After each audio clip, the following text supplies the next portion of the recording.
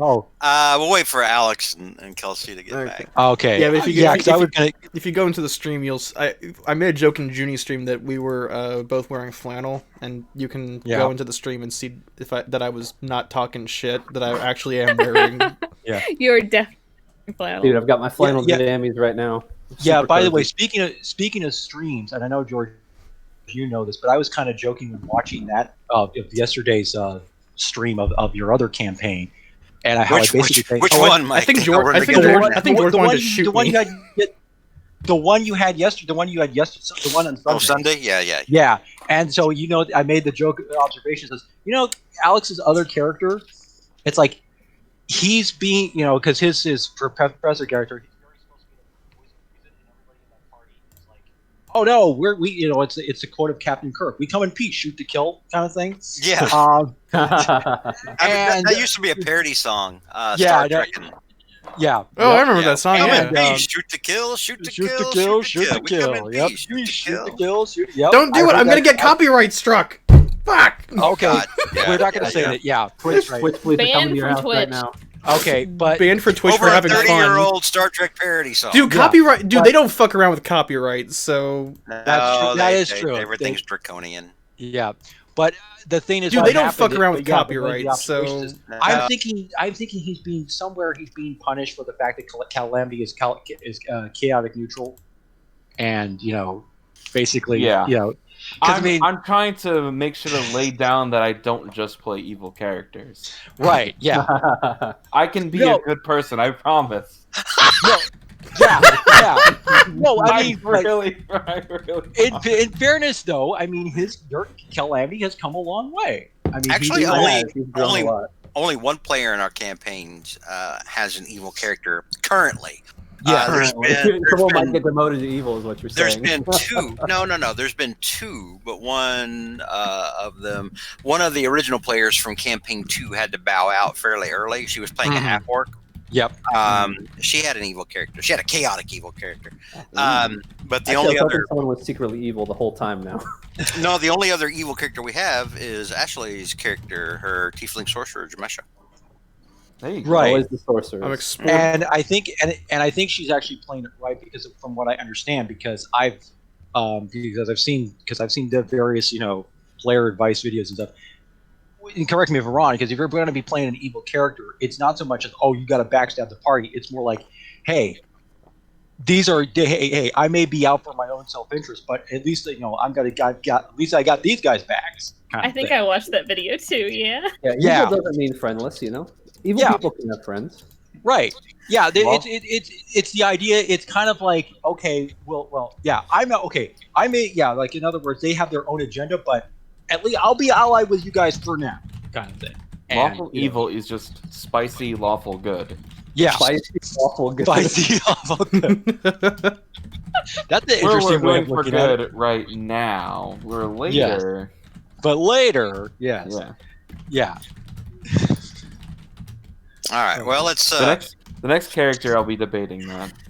We'll I tell you it's been fun for those of you in campaign 1, for you guys who don't understand for what's going on right now. In campaign 2, Alex's character is caught in the middle of a fracture within the Order Arcanum, which campaign 1 knows nothing about. No. We made reference to the fact last time you saw Jariza's spell song that she looked like very tired and she had a lot on her mind, and that's because the Order Arcanum is fracturing under her leadership between the rank and file and a splinter group that is trying to seize magic items from the populace to control them because they no longer believe in magic being in the hands of people. non-institutions. Yeah, so that's an interesting take on it. So yeah, in other words, it's basically Marvel's Civil War, except the sides are kind of reversed. If you what you're saying, except that the conflict is good. Yeah. But what Roland was saying earlier, that there would be consequence for this, there is just not for us. The elite, someone else deal with it. The 1%. Someone else's consequences. Yes. Right. 1% of adventures that are level 18. Yeah, another because they're like, you know what? Let's go bother another group of adventurers. These guys, these guys seem pretty tough. What is you're this? Referring to the fact you're referring to the fact that Roland was basically making the observation. There are people who are going to use what happened in the sky for their own to advance their own causes. They are. So, like, are we still on the same timeline as the other campaigns, or have? No, you guys. Yeah, we're kind of a month. You guys are actually in the winter, in the start of the winter season now. It's been winter now for like about probably 2 weeks at this point. We're in the future. Yes. Yeah, you guys they haven't experienced the second happening. No, not yet. Not yet. No.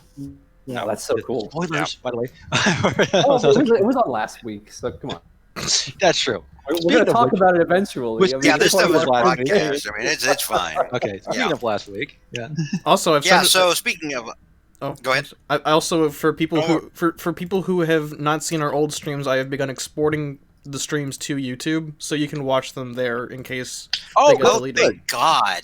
That's pretty cool. God. I saw you calling it the Bogan Rider something or other. I was watching your stream, Neil, and it was is that what you're exporting them as? No, that's my podcast show where I talk about things that aren't this. This is Dungeons and Dragons.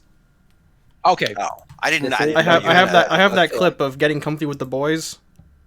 That was from our session, and then we have actual Dungeons and Dragons, and then the Bogan Rider Variety Hour is my show. Getting comfortable. I dig it. Getting comfortable with the boys sounds so uncomfortable. No, I like it. It sounds unwholesome. It's cuddling. Think about what it is. You gotta get comfortable, George. You just gotta get comfortable. No, you're right. Who wants to give us a recap from last time? I can try, and I want to do slightly something. Don't worry, George. I've got it. Okay. Judy. Okay, go ahead. No, don't make me. That's gonna be. I knew Junie was fucking around. Everyone pull up Neil's stream from last. The one you just mentioned. Pull up YouTube from last week and just watch that. Okay. Well, I'm going to do something slightly different. If you bear with me, how you're going to present this recap. I'm 100% with you. Do you have visual aids? Do you want to share? How about are you using puppets? Because we can't do that. Bring up Google Sheets. Picture, if you will, Roland going down to where Dodger is basically, lying, I guess, in a coma or her bedside thing. Yeah. And he takes a chair and he sits down and he says, "Well, hello, Dodger. You're probably wondering how you got here and why you do what you're here." And he says, "Maybe I should explain a few things. My friends and I, we went to rescue you from the Shadowfell, and we fought with Lord Whitehall and defeated him. From there, we decided to we of course we were trying to figure out a way for you and Calamity's mother, who's resting by you over there on the other side, how to see see if we can get you out. Like you were in some kind of a stasis of some kind, of material stasis thing that Cal seemed to know about. While they were doing that, I found a very interesting Whitehall's diary, which was rather interesting reading, which I'll probably read more about.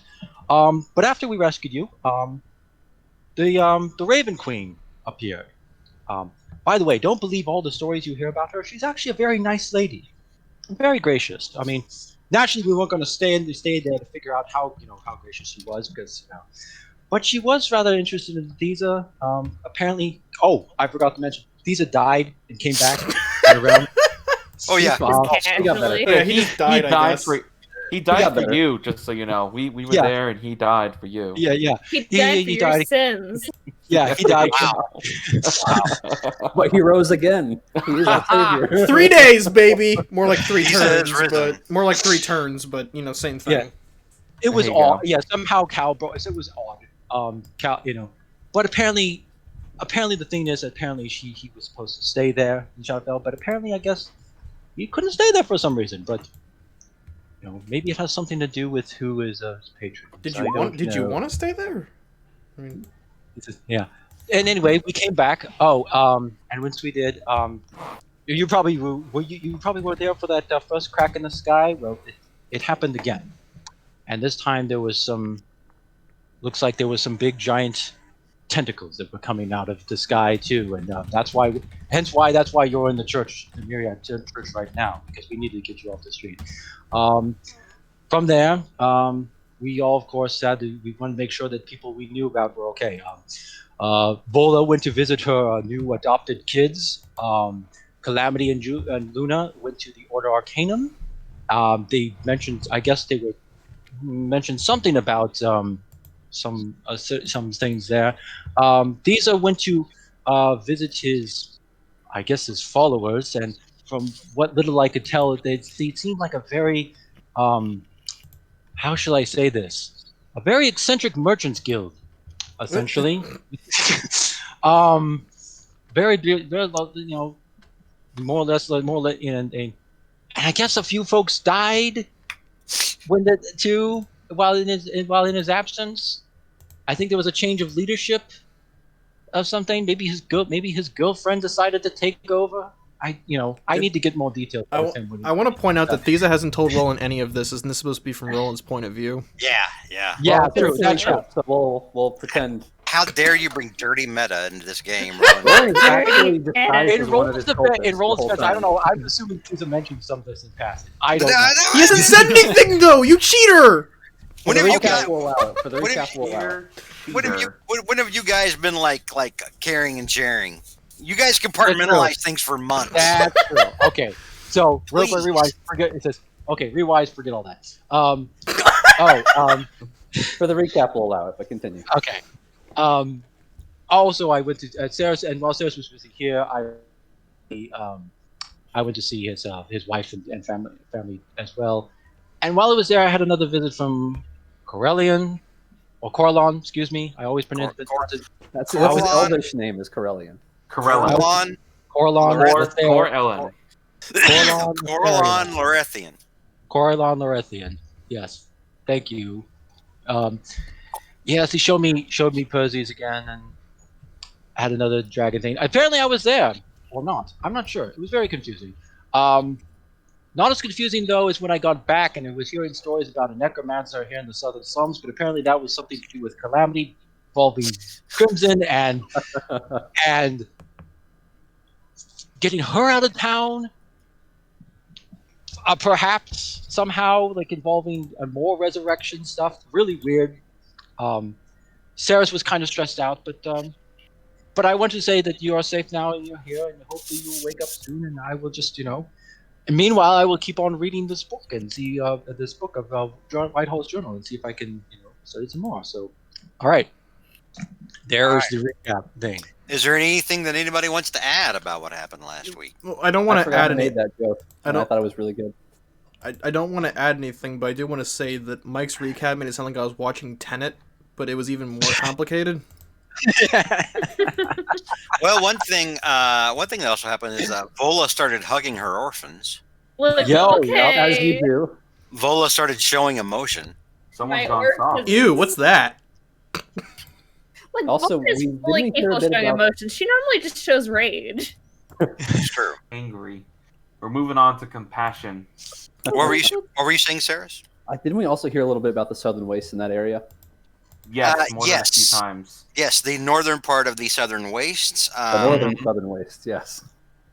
Calamity heard from his sisters that they believe the Crimson Elves are up to something or other regarding opening up what's called, what do we call it? The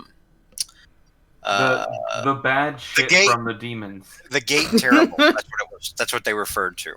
Yeah. Which would basically be a permanent portal into Levis from the Abyss. And that they believe that that's what the Crimson Elves are doing. And you heard about the Crimson Elves from somebody else that I'm forgetting. I think it was Teresa Spellsawn mentioned it. Yes, yes, but that was more for that was more for Cthulhu shit is going on over there. So we should be heading over there figuring out. No, she didn't mention that in correlation with the Cthulhu. Oh, okay. No, that's a different can of worms, so to speak. Okay. But But yeah, that's Cal did get that information that that something's going on in the Southern Wastes. The other thing that was drawing you to that was not the northern part, which is the volcanic plain of the Southern Wastes. And when we say Southern Wastes, here, let me. I think volcanic plain and Southern Wastes are both magic cards. By the way. Right here. Well, we're referring to the Southern Wastes as kind of an expansive region. The northern part of the Southern Waste is like a big volcanic plain that extends, like the deserts of Valkarak, out of ancient Pesia, come here, and then it turns into a swamp the closer it gets to Jujunembi. Oh, okay. So like it's almost the swamp is where Coralon was showing Roland. Yeah, we're showing Roland. Percy's hut. What are you doing in my swamp? So you've got two things that are guiding you towards that area, towards the Southern Wastes. Yeah. Yep. Yeah. All right. Was there anything else anybody else wanted to ask? Or not ask, but add. Pardon me. Fill in the blanks. Yes. Yeah. I think right now all the characters are right now in the Myriad Church. Yeah, because we all went back there at the end of the session and just sat on it. And this is after Thesa's tell me you've already exported the Thesa, I have Thesa's office. The episode. I might have to make that like its own separate episode. It really could be. It really could be. It really and truly could be. But yeah, no, you are back at the Myriad Cathedral. And let me bring us down here, and I will. It completely shut off the music. I didn't have to do anything. Hang on. There's music. There's no music playing right now. No. Hang on. I got to start up a new music file here. Those animals killed the bard. Fuck you, Capello! We're starting martial law right now. Woo! Martial law. All right, so you've reconvened back at the Myriad Cathedral. Now would be a good time for you guys to discuss what you've learned, etc. Mm-hmm. While you're waiting for. I know Cal said he wanted to go off to sit by his mom's bedside. Yeah. And it was just funny because I keep thinking back to the first time, Cal met his mom as an adult and all the things he said. That was. And now he's waiting at his mother's bedside. I'm assuming Roland is waiting for Dodger to wake up. Mm-hmm. Because since he was just talking to her, so we'll say that like you guys maybe reconvene inside there, where the priests have kind of made Nasera and Dodger comfortable while they're waiting for them to come out of their magically induced slumber. Mm-hmm. So yeah, this would be a good time for you guys to catch one another up on what the hell's going on. Mm-hmm. So Thesa comes in, he looks to Roland, and he's like, "Hey, so remember those guys I've introduced you to?" Yes, your groupies, followers. Is that the correct term? Baker buddies. Yeah, a couple of them died. Oh, I'm sorry. Here's that. Yeah, I think I'm losing control of the situation. Help. Oh well, that was kind of evident. The fact I was kind of evident when considering what was that one fellow's name that I met? Umberto. Who seemed to be. Yes. Yeah, him. he died. Rather than do. Oh no. Oh well. Then how are things getting worse? I mean, he seemed to be kind of. No offense, Thesa. He was kind of he seemed a little intense. No, yeah, but he listened to what I said, so that made him okay. He seemed like a lot, but yeah, it's worrying. But now he's dead, and I had to put Karina in charge of everything, and I think they're getting really antsy about the blood sacrifice thing. And Roland just doesn't say anything. He just looks and says, when he hears blood sacrifice, he's like, "Uh-huh. All right." Well, who am I to judge about what you? No, please, judge. I didn't want any of your cult asking people for blood in the streets. What the hell? Thesa, look. Here's the thing. I mean, and he just walks away. Yeah. Okay, I was gonna say the fact that it was kind of easy to see this coming. No offense, but I mean, but you need to take look, Lisa. You need to take a firm hand you're supposed to be like you. I mean, no, you're supposed to have this reputation of being kind of very dark and brooding and very kind of scary. You need to exhibit that to your entourage. You need to kind of not necessarily kill them, or not necessarily beat them or anything. You need to lay down the law.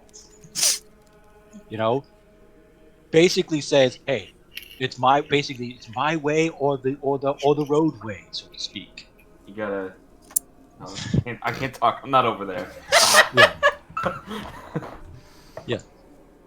After all, they're not going to respect you as a leader if you do not act like one. Okay. No.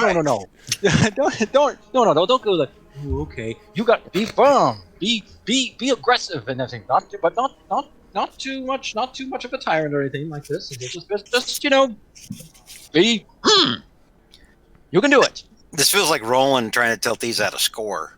Yeah, right. Now listen. Know, right? Now listen. The clitoris is down there. Oh, whoa! Hey, whoa! Hey, all right, hey! Oh! These are family streams. My God. What did you see when you first loaded the stream? This stream is intended for mature audiences. Christ. All right. Let's rein it in, Bob Guccione. All right. Take it down a notch, Hefner. These are gonna tell how it is. He knows. Larry Flint does not exist in this dojo. Oh. The capacity to score does not exist in this space. This is a safe space. All right. Well, and they're all like, "Okay, I've said my piece." It's like, oh my. Wow. All right. Is there anything else anybody wants to talk about? We're still waiting for Kelsey, aren't we? Yeah. Yeah. She's hurrying back after doing some shopping. I'm just glad she's better. Yes. No. She's good. She's with my family right now. They're doing bridesmaids dresses. Oh. So fun. Oh, how exciting! Oh yeah. How exciting! I remember when I was. She is. Speak over the devil. We were just talking about you. Sorry, we were doing bridesmaid dress shopping. So we've heard, yeah. How fun. It is fun. It is. Was it as exciting for you as it was for me when I went through it? I don't know. I mean, I cried a few times, so it was great. Aww. There you go. That could go either way, to be honest. Have you narrowed it down to like 2 or 3? Or 2, but they're the same style, and I'm gonna go 2 for 2 people and 2 for 2 other people. Yeah. There you go. All right, so her sister is exceptionally picky, so 2 options will at least let her choose one. I'm sure I know which one she's gonna pick. Okay, good. So. Anyway. All right. So. All right. Is there anything any of the rest of you want to? Because, like I said, the way I'm kind of seeing it in my head is like you're all kind of in like the same little room, waiting for these two. Waiting for Cal's mom and for Dodger to wake back up. So, is there anything else anybody wants to talk about? Maybe catch one another up on what's going on aside from So, go ahead. Not today, everybody, but because I am more than spent. But tomorrow, we should all go talk to Misdirection. I don't want to leave here, but if they need time, if they need a few days, we don't have days. We have less. Things are getting that bad. Yeah. Oh. Yeah. Honestly, with what's going on and everything like that, and mages dying every few weeks, I'm not sure. We probably don't have much, so we should rest up today, get all of our abilities back, and once we're all set, we can get going. I don't want to be anywhere other than here right now. I'm probably going to be sleeping in this chair today, but tomorrow we gotta go meet with them. I'll find out if I have an office here, and if I do, you can sleep in there. Mm-hmm. Thanks, I appreciate it. Yeah, Zeris, like I said before, you should go see. Jane. Yeah, you have something important to do. Don't you got, like 3 people to go say hi to? Maybe more. We'll see. Oh God. Technically 5. Technically 5. Yes. Oh, Luna. Yes. I mean, can you know how to do messaging? Yes. Yes. Have I met them before? Yes. You remember Rose Lassiter? Yes, I do. I do remember Rose. What do you need me to tell her? I just want to make sure. I want to say and to basically pass a message to her and tell her father that I'm back in Dawnhold. I don't know if she's back in Dawnhold yet, but basically saying that I know that they wanted to see me with the first chance I could get. I didn't know if they were in town or not. So just say that I'm back in Dawnhold. If you still wish to see me, that's why I'm here. If you're, how may I get in touch with you, kind of thing. So Okay, yeah, I can just do pass that. the message or pass the message along. That, I can do that. So Sure. I will send to her that I'll be like, "Hi, Rose. It's me, Luna. Roland is back in town and wondering if you wish to see him and where he could meet you. You can message me back here." So you would get a response back after a few moments, and it would be, Rose would indicate that she and her father are still at their estate outside of Donhold, but that they will soon be going to. She's told that they'll soon be going to Wave Home on diplomatic business. Okay.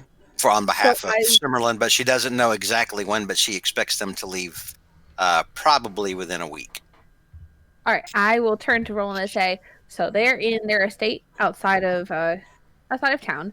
They're going to leave to Wave Home in about a week. So I would say if you want to meet them, make that decision soon. I can send back that you'll meet them there. Okay. Well, it's going to take a week to get to their place. I don't know, but I don't know if necessarily we're going to have time to stop over there, depending on. We don't have enough time to go. If I tell them if I don't see them within the week, I will meet them in Wave Home.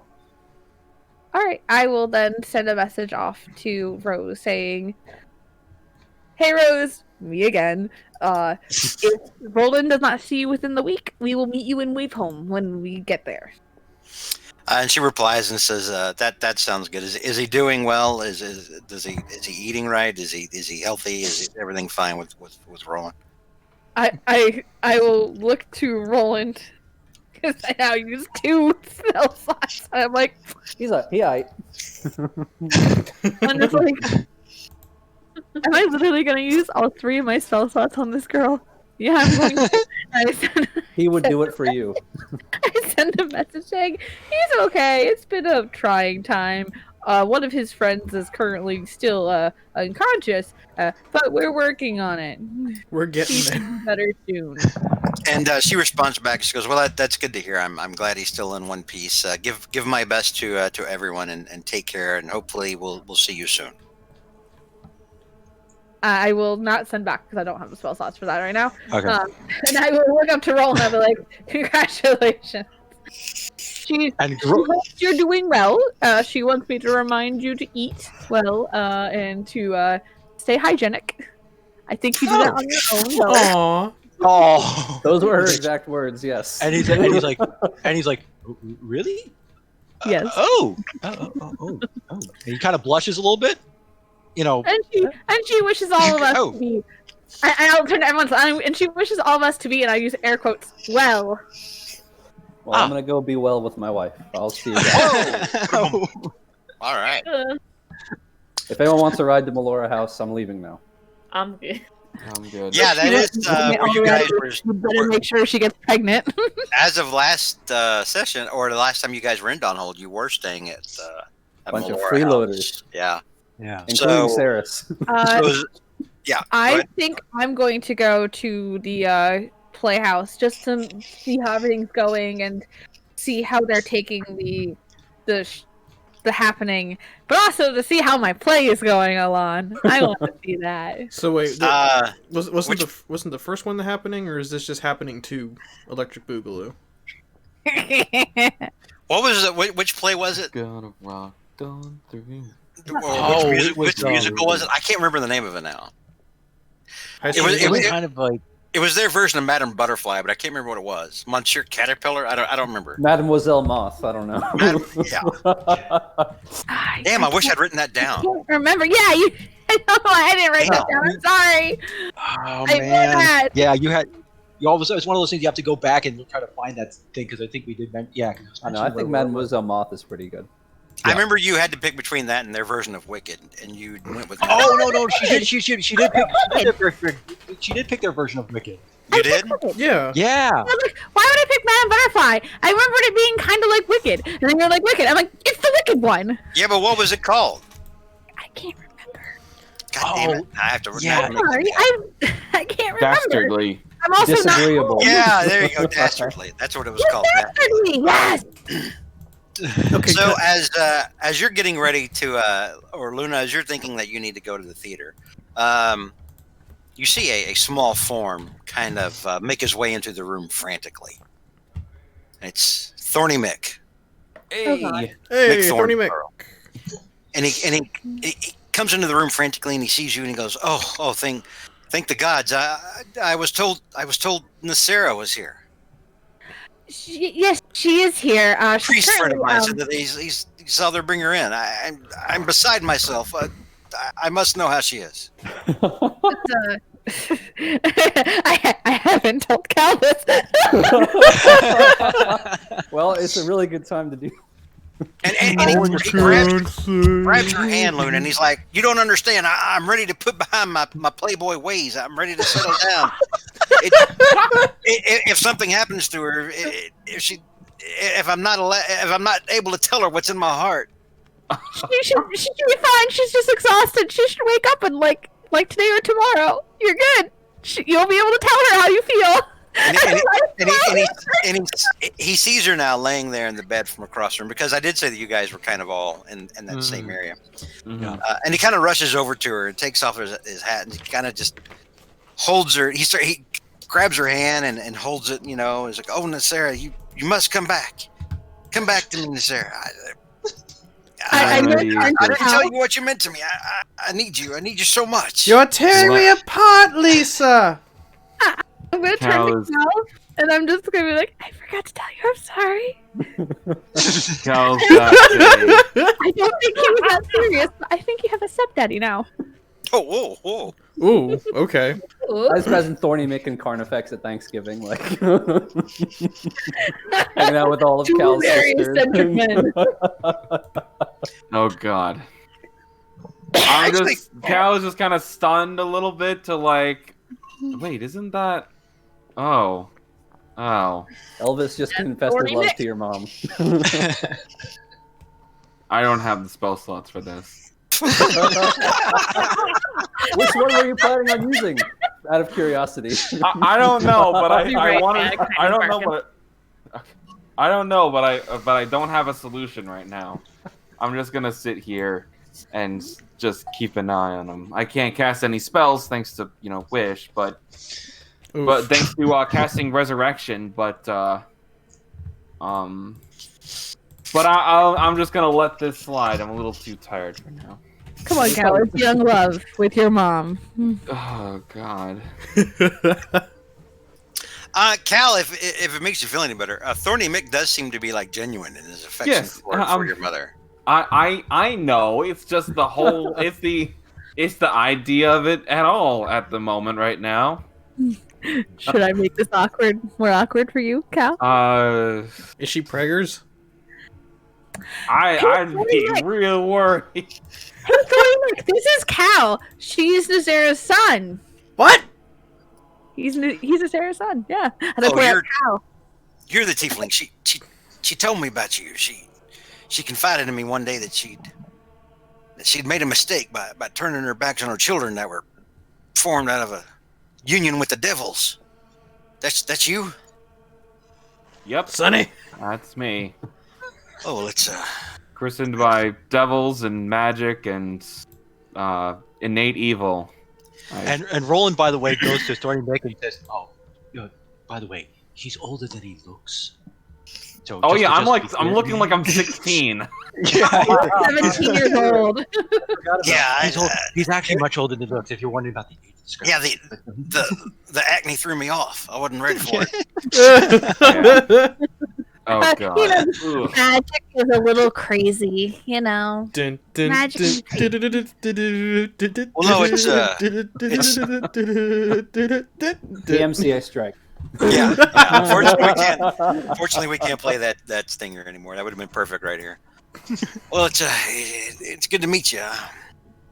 I'm so sorry this has happened to your mom. Hey. She's a wonderful woman. She means so much to me. I should have told her. I should have told her the last time I saw her. It's been building between us for so long. It's bigger than the both of us. Okay. Cool. Yeah, you can tell her when she gets up. You can stop by when she's awake. Now, for reference, Cal. Yeah. I know. I assume I know like who he is. You would know who he is. He is a celebrity. This is. Yeah. No. I definitely know who he is, but at this moment of not giving a shit at the moment, I don't care. All right, and so yeah, whenever she wakes up, we'll make sure to let you know. I'll make sure to let you know, Thorny. All right. Well, I hesitate to leave her side. I won't be able to sleep. I won't have a moment's peace unless I know that Nasera is all right. She is as all right as she can be. All right. Well, yeah. I guess if you could just send word. I suppose I'll be back over at the performance hall. Everything's going fine, by the way. Naturally was the right choice. I wish you could have been there opening night. I was sad when I didn't see you. Thank you. I feel bad that I couldn't see the girls and their hard work. That makes me really upset, but I had to take care of what I had to take care of. It feels like it's been a month since I've seen you. Some of the board thought you were dead. It has been a month. But you know, weird magic shit changes time and warps it, and just weird planes of existence. Oh yeah. Been there, done that. Got the banner, got the tunic. You know. Yeah, I'm happy that I've done it now, but I don't want to do it ever again. No, I hear you. Is there anything you want me to do at the theater? Anything you want me to tell the people? Anything you want me? Any message to convey? I think once I take a nap, and once I sleep, I will come in the morning. Are we still doing the play currently, or?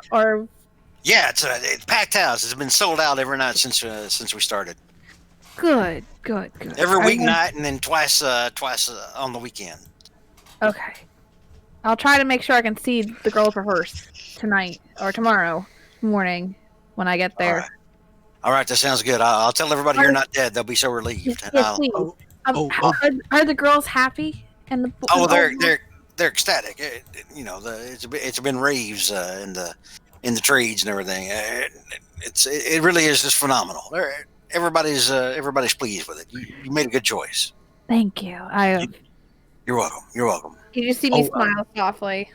Mr. Thorny Nick, before you go... I'm a Mr., not a Mrs. I said Mr. That's all. Before you go, can I ask you a favor? And Roland kind of takes out one of his little, like a book is... would it be so impolite if I asked for your autograph? It's for so I can give to my mumsy. I mean, she absolutely loved you in Midsummer Night's Afternoon with Leah. she's a big fan of yours, by the way, and I'm surprised she'd want my autograph or something like that. The actress playing Odifia was a drunk. All right, but yeah, it takes. What do you hand him? A piece of paper? Or what do you hand him? I actually hand him like a blank page out of Whitehall's journal. Okay, all right. That makes sense. All right. My God, where'd you get this? It's so dusty. I know. I stole it from a lich. Jesus Christ. Lich paper. Oh, Jesus Christ. Oh my God. He actually pulls an enchanted quill out of his coat pocket. That he doesn't have to dip in the ink. It's just ready to sign all the time because he probably signs that many autographs. Right. What's your mother's name? Who shall I make this out to? Oh, Erliana Greycastle? No shit. That's your mom? Oh, yes. I fucked her too. Oh, okay. No reason. I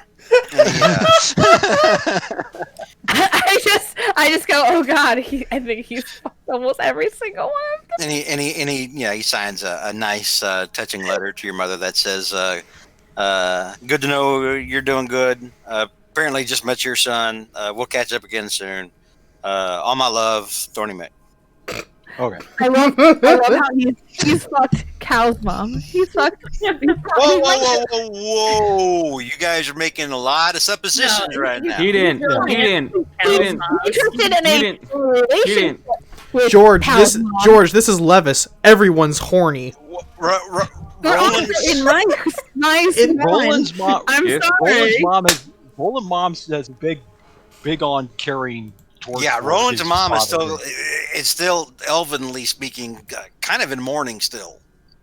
Yeah. Yeah. So you guys are throwing a lot in there. I'm just saying, you guys. Yeah. Oh, Cal's mom and my mother figure, and he was probably he probably had interest in Roland's mom, but saw that she's still in mourning and was like, yeah, no. Saris, I got some bad news about your family. Jane's children are thorny mechs. Gotcha. Yeah, they're little halfling mermen, half mercs. Goodness. Right. When I reveal my evil to the party. All right, Guys, I got bad news about Karina. So Thorny Mick finishes the autograph and then makes his way out of the cathedral, and he tells you, Luna, I'll let everybody know you're alive and that Nasera is going to be okay. And let me know if anything changes. All right. I'll send you a message. Okay. All right. Yeah. And he heads back out. And then he leaves. No one wants to say anything after that. No one. There's nothing. Yikes. I'm sorry. I forgot to tell you that, Cal. It kind of left me at the time. You know what? I can't unthink it anymore. I used to like Thorny Mick music, Now I don't. Now I don't think I will. Sorry, Cal. The next time we walk into a club, I'm gonna say, "Hey, put on some Thorny Mick, baby," and pay him extra to do it. I used to be a big fan of Melancholy Motel, and now I don't know. Yeah, there you go. That's just how it goes. Oh, you could do worse, Cal. I mean, let's face it. He seems like a nice enough. Yeah. So, all right. So, real quick, there is something I want to point out. Yes. The choir chanting in the background. For a minute, around halfway through, it sounds exactly like Enya's Only Time, but slowed down to half speed. Interesting Okay. observation. I don't know. Say where the road No. I'm glad the narrative has been so gripping there. All right. It's okay. So yeah, Thorny Mick makes his way back outside. Saris, you said you wanted to go see your family. Luna, you've said you were going to go to the theater tomorrow after you'd slept. So are you going back to Melora House with Saris, or what are you doing? Yes. Okay. Yeah. Is anybody going? When I leave, I'm going to tell Cal, if you're staying here, you tell me when your mom wakes up, because I made a promise to Thorny Mick, so sorry, bro. All right. So Saris and Luna are going to go back to Melora House. Does anybody else want to go back to Melora House? Since you guys are staying there, presumably, unless you guys want to make different arrangements to stay somewhere else. Cal is making the effort to stay there, at the hospital until stay there at the Myriad Church until hopefully his mom wakes up. Okay. By tomorrow. If she doesn't wake up by tomorrow, then he's got to start just going about and doing things. But okay. All right. Cal, you the other priests that are coming in and out and checking on your mom and Dodger, they say that since you're her son, if you want to spend the night, they'll make a bed for you, so that you can spend the night there. Roland, what about you? Roland's also going to basically, he's going to stay there. He says he's going to point out to the priest and says, thing is that she's an orphan, and I'm kind of the closest thing I think she had. I'm her fencing instructor, but I'm probably the closest thing she has to a father. I think. Is there such a thing as visitation Is it all right hours? if I always what? What, Tiza? Well, is there such a thing as visitation hours restricted to family, or? I mean, they're probably, but you're kind of, I think being friends with Saris, they'll probably let it slide. Yeah, you walked in with like the number 2 guy in the Legion of Light. Yeah, it's probably okay. Yeah. So as you explain it to them, Roland, they say that they'll make you a bed as well. Okay. Yeah. So that you can spend the night there, or stay with Dodger. Vola and Thiza, what are you guys doing as everybody is splitting up for the evening, either staying here or going back to Malor House or wherever? I'm going to Malor House. Okay. Vola probably would too. She's not going to go back to the apartment because the kids all live there now. It's awkward, yeah. All right. So you're like, I've hugged enough people today. Damn. I've shown enough emotion. With like 7 children on top of her. Like this is not ideal. Also, at some point, Roland will probably tell Cal, like he basically says, "Oh, there's something in this journal that might be of interest to you. If you want, I can copy the relevant pages and hand them to you, or whatever it is." Sure, I guess I can read a few things, but honestly, sources aren't too good with spell books. We learn the magic kind of different. Oh, okay. Well, this is not exactly a spell book. I mean, this is sort of like an instruction manual. That thing. Oh, yeah. Give me that. Give me. Okay. So Roland's like, he's basically kind of looks at the book and he says, "Well, there's also." I mean, he looks around and he doesn't know if are Thiza and Vol and everybody else gone. Yeah, it's just you and Cal and the and Cal's mom and Dodger. There's also some interesting passages here about that Whitehall had about observations about us, and and how we basically defeat Cthulhu, and particularly some stuff. There might be some relative stuff here about Thiza. I don't know if you've noticed, but he seems to be a little. I mean, his patron seems to be a little possessive. We may have to put that in consideration, and I think there might. I don't know if I haven't given a thorough read, but there might be some details in here about in case things go bad. I don't know if we should discuss it. I mean, that's up to you. I think if we just should discuss this with the others. I mean, look, this is kind of tough right now because I don't. Can I make an Arcana check to know how exactly a Warlock pact will typically work? Yeah, you can make an Arcana check. I'll allow that. 28. Yeah, you would more. I mean, you're as someone who's not a warlock. You've spent enough time with the Order Arcanum, and people that do know how pact magic works. So yeah, you've got a pretty good idea. Okay, and what's it like breaking a pact, such and such? Is it doable? Is there something? Does it have to be like let go by one of the parties or both parties? You would know that, like you can turn your back on a patron. It doesn't necessarily mean the patron turns his back on you. Yeah. Right. Got it. Look, yeah. Like you can break up with a patron. Like a patron may be like, "Fine, whatever. I hate you too," or a patron may be like, "No, you're not escaping me that easily." We're not. We made a bargain. You're in this. We ain't breaking up. That's that kind of thing. Yeah, I'm on you like herpes. Yeah. So. I don't think valid cyclovir exists in Levis. Out of all of like the agreements you could make between them, contracts or abiding legislature, this is the one you can't really kind of wiggle out of. That's what I was afraid of. The only way that he would probably be wiggling out is if his patron didn't want him anymore. And here's the thing. Mm-hmm. There was a point where Vola and I were to visit his followers, and there was a point where we basically expressed the fact that we would do everything in our power to help him, stuff. And suddenly we were attacked with some kind of psychic attack. I believe, or something of that nature. Both of us, both Vola and I. And I think it was whoever his new patron is. And you saw that moment where Caesar was speaking, and there was a different voice come out of his mouth. Yes? Yeah, that happened. Remember back after you fought the leaders of the Riders of the Frost.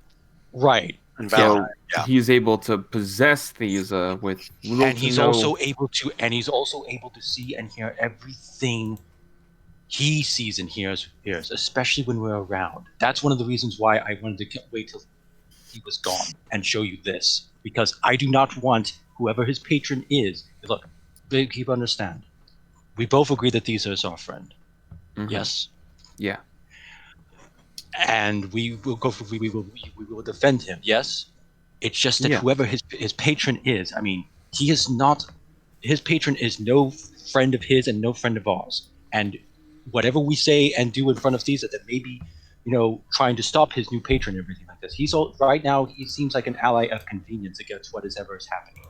And I also told Sarah this, and I think, and I fear that once we finish Cthulhu off, we're going to have to deal with Caesar's new patron one way or another.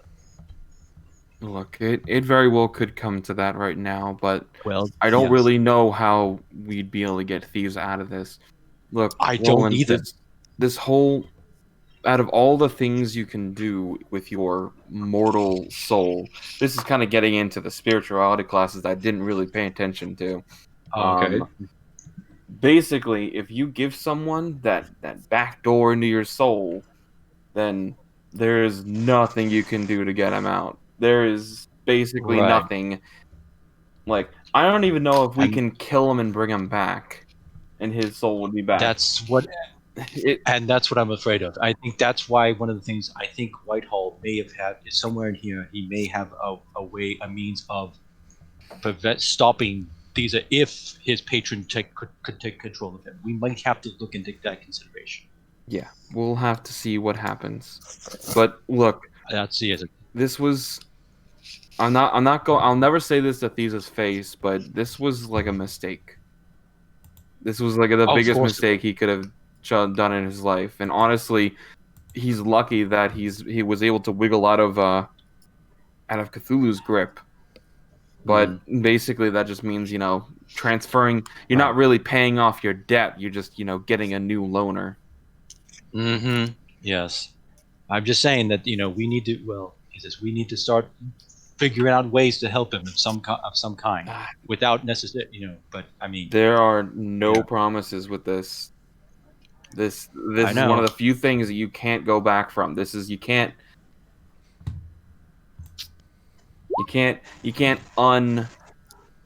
honestly with magic. There's a whole lot of things you can undo, but this is honestly probably one of the few you can't. Yeah. I'll keep an eye out, but we'll think about it. Should I hold? Do you want to hold? I mean, all right. Yeah. I'll hold on to it. Well, it's probably got some golem stuff in there that I eventually am going to be picking up. Yes, but, I mean, no offense. I mean, I did read some passages about how Whitehall would defeat you and everything like this, and I figured that you know what, I should trust you. I mean, to show my trust, in you, I'm going to hand this book to you and everything like this. Sounds good. If you need it, Because after all, Cal, of all that whole incident involving the what happened months ago with the whole my basically being telling the authorities about what we were planning. And you remember that whole business? Oh yeah, I remember. I know. I figured. I know. It took a while. Do you remember? They do remember, Cal. Yeah. That's whole thing. The 21st night, I figured September? this would be what. I mean, I knew I kind of lost a sense of trust, and this is my way of repaying it back by giving you this. All right, I appreciate it, Roland. Because it does contain information about how to defeat me. So I figured, so keep it in mind. Oh, don't worry, I got that plan. I have shelved. So hey guys, this is my Batman book. Yes. It tells me how to beat everybody. Plane shift, Tides of Chaos, plane shift, heightened spell. Goodbye. Have fun getting back from the plane of fire. Anyways. Inside check on that whole thing. Like you put that. I'm telling the truth. Yeah, Okay. I think Cal probably proved that after last session. Yeah. Okay. Anyways, look, the Crimson thing's taken care of. Crimson and her sister are no longer in town. You don't have to worry about them again. You don't have anyone. At your back. At least more than the rest of us. Just I hope this is a learning experience. And Roland says, "Indeed," and he's like, "Good." And there, of course, is some slight unfinished business, but he'll be kind of. And then after that, he says, "Well, anyway, hope your mother gets well. I'll be looking to see if I'll be over by Dodger's side and everything like this. Probably telling her bedtime stories." Well, you guys are literally right in the same room. Yeah. I hope the best for Dodger as well. Yeah. All right, I'm gonna get some rest though. I'm gonna try and get some sleep with the offered bed.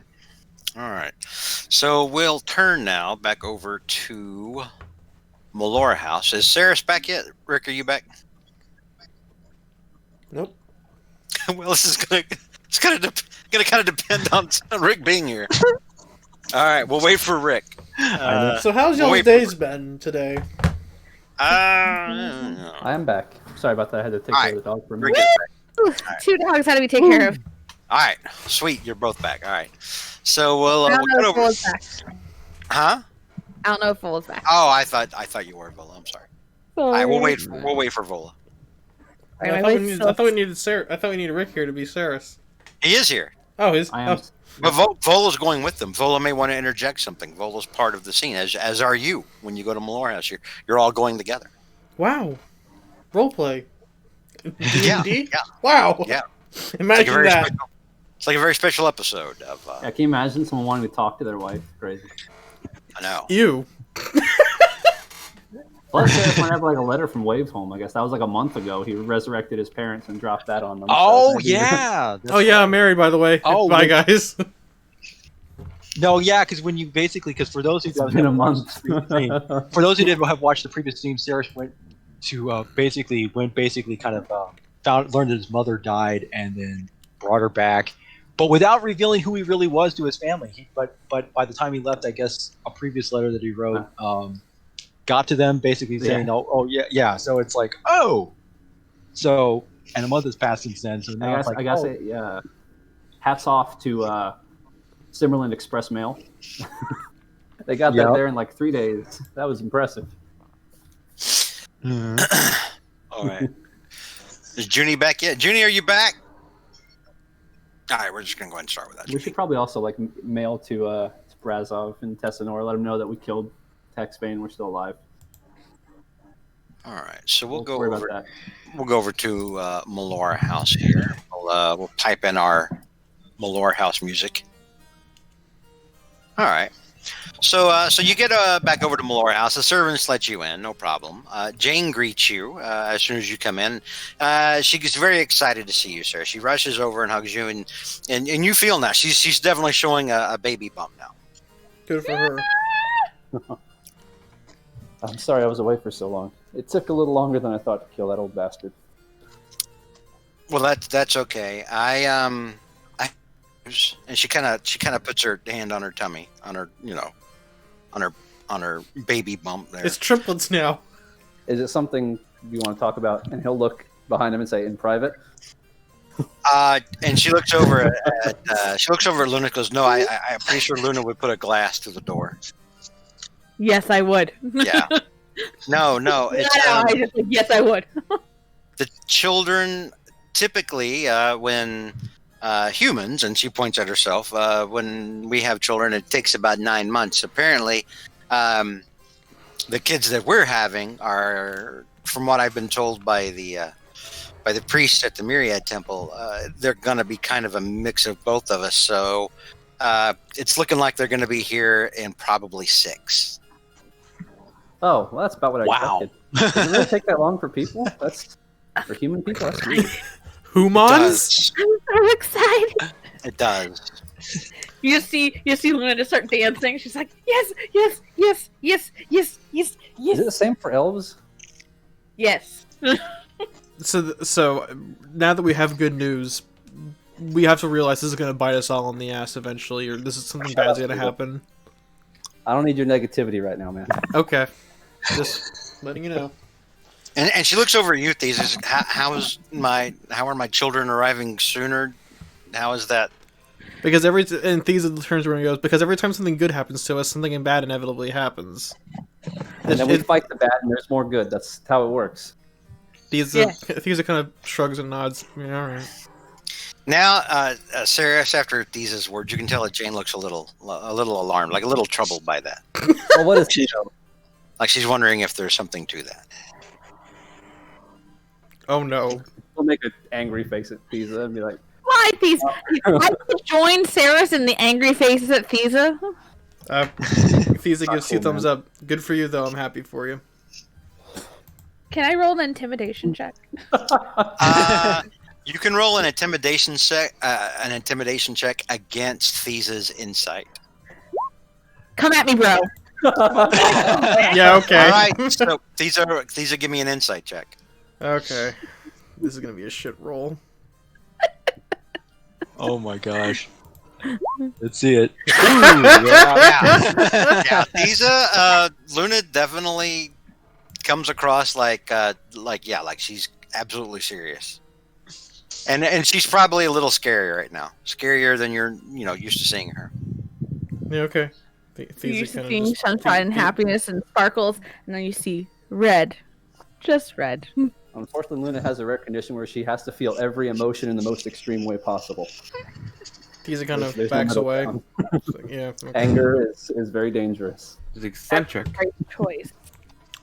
And Jane says, actually, I've been experiencing that kind of on and off as well. I'm having a lot of mood swings right now. I'll turn. Sorry, I haven't been here. I didn't expect it to take that long. I had faith in you. I had faith in you and the others that you'd come back.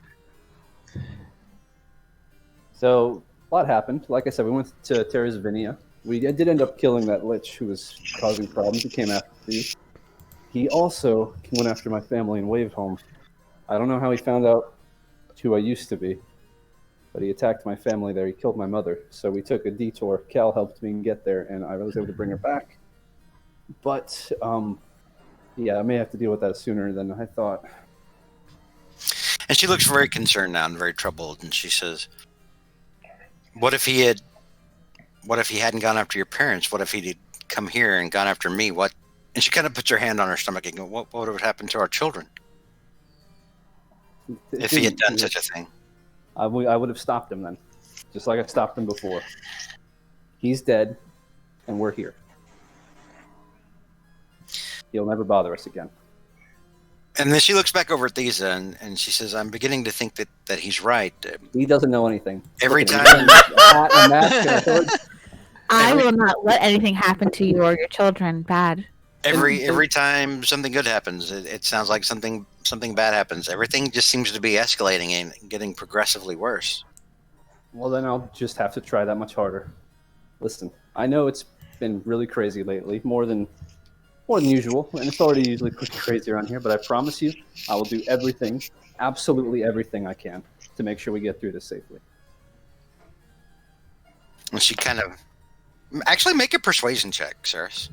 Oh, this is going to be interesting. Oh, okay. Dear. Come on. I want this to be high. Come on. Okay. Oh, there we go. All right. Good job.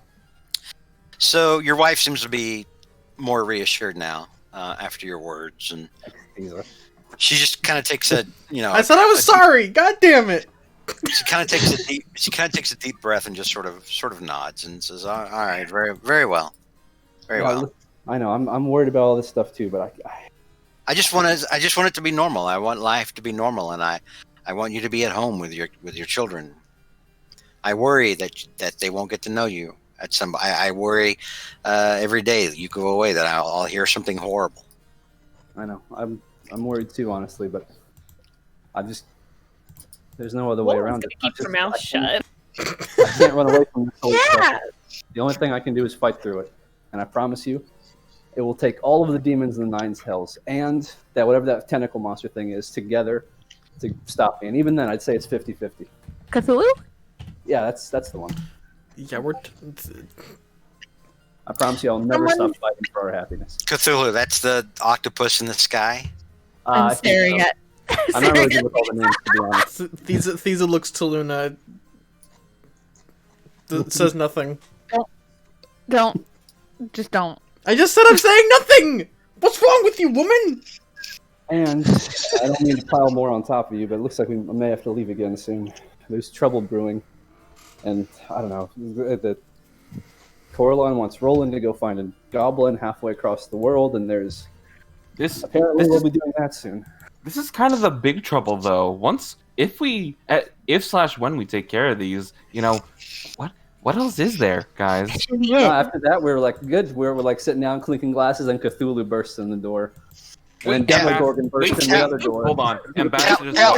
Ambassador's wife, guys. We gotta remember that. Cal's not there, remember? We killed Cthulhu. We pushed back Demogorgon. All that stuff.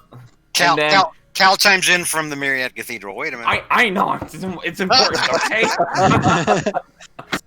Listen, we will get to his wife. We'll do it. Phase through space. Like, don't forget. All right. Don't forget. So yeah, you know, Jane looks a little troubled by knowing that you're going away soon. Goes, well, how long will you be here?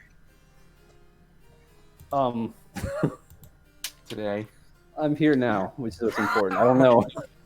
I don't know what tomorrow's going to bring. Honestly, it's still crazy out there. We'll probably have to talk to some of my friends to see what other business we might have here and over there. But I think we should make the time we have here important. So you guys can, go do something else now. Go away. I want to spend time with my wife. Piss off. And she looks at you, sir, and she says, I have your promise. It will end soon. Nothing, trust me. If it wasn't maybe literally the end of the world, it wouldn't keep me away from you. Very well. And she just kind of nods politely to the rest of you, and she looks at you, sir. She goes, I'm very tired. I'm going to go ahead and go up to bed. Gotcha. I'll meet you there in a little bit. And she walks up the stairs to go up to your marital bed. Okay, once you leave, I'm going to strangle Thesa. Knock his stupid hat off. Be like, what the hell, man? I mean, I don't know what she thought she was getting into, saying like, "Oh, I'm so worried about you." Like, you were like this before, you got together, weren't you? No, listen, I wasn't. When she met me, I wasn't Saris the paladin hero. I was just Saris the penniless day laborer down by the docks. I was a sailor. It's romantic. Honestly, but then she had the option to jump ship. Yeah, honestly, okay, well, fuck you.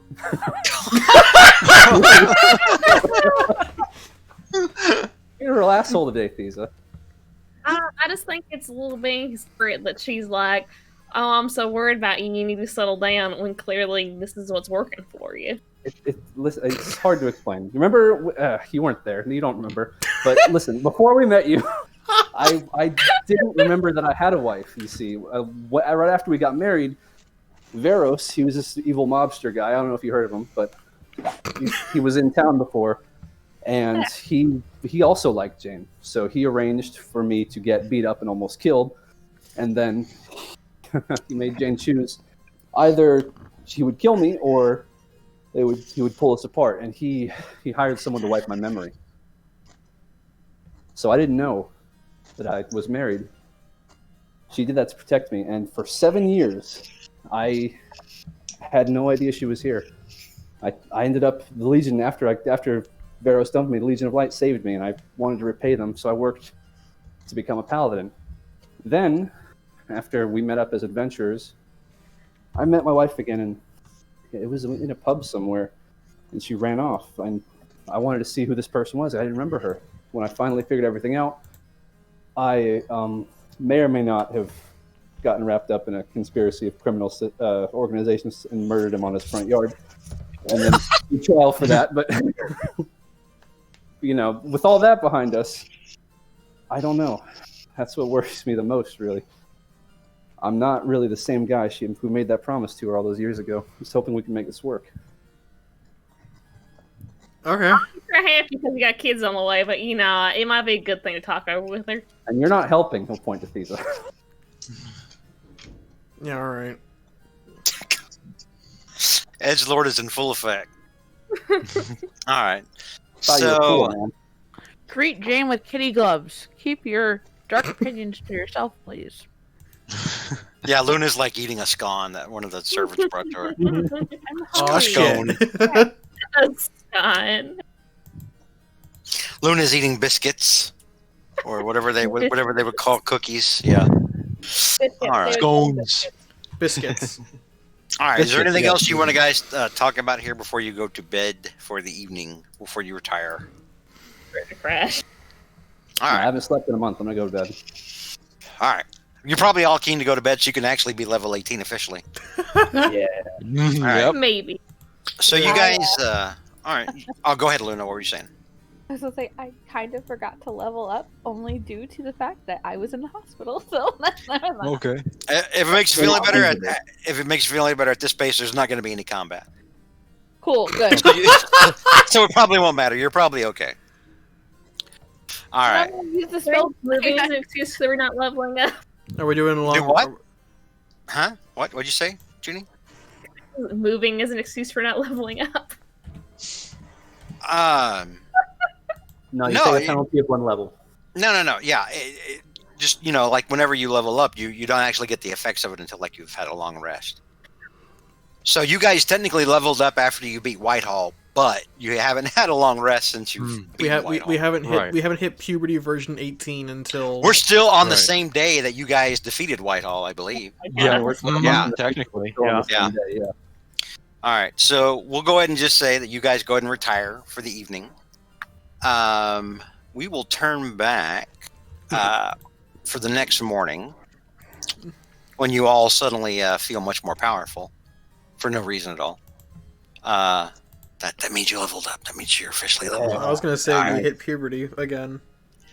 I don't think. Is there evidence that these actually yes? Maybe These Cal did. actually these has actually been with more gals in this campaign now than Roland has been. Hey! Yeah. The Virgin Roland versus the Chad Thesa. Bola has been with more women than either of them combined at this point. I think Yeah. Luna and Vola have been with more chicks than either one of you. I'm happy Ceres gets 1. All right, so Well, yeah, you're stuck. You're legally and religiously bound for life. So not like you really have a choice on that front. So. Ceres is okay with that. He made But his maybe choice. not. Oh, I'm not saying it's a bad thing. I'm just saying that's the objective fact of of your status quo. Ceres is also like immortal, so we'll see how long this relationship lasts. Oh no! Right. It turns into this for him because she's not gonna outlive. Pretty much, So yeah. we switched back over to the cathedral. I love how all you can see is like half of people's heads on Thesa's stream, That's the important part. on Neil's stream. Yep. There we go. I organized. But yeah, you did good. You did good. I streamed it.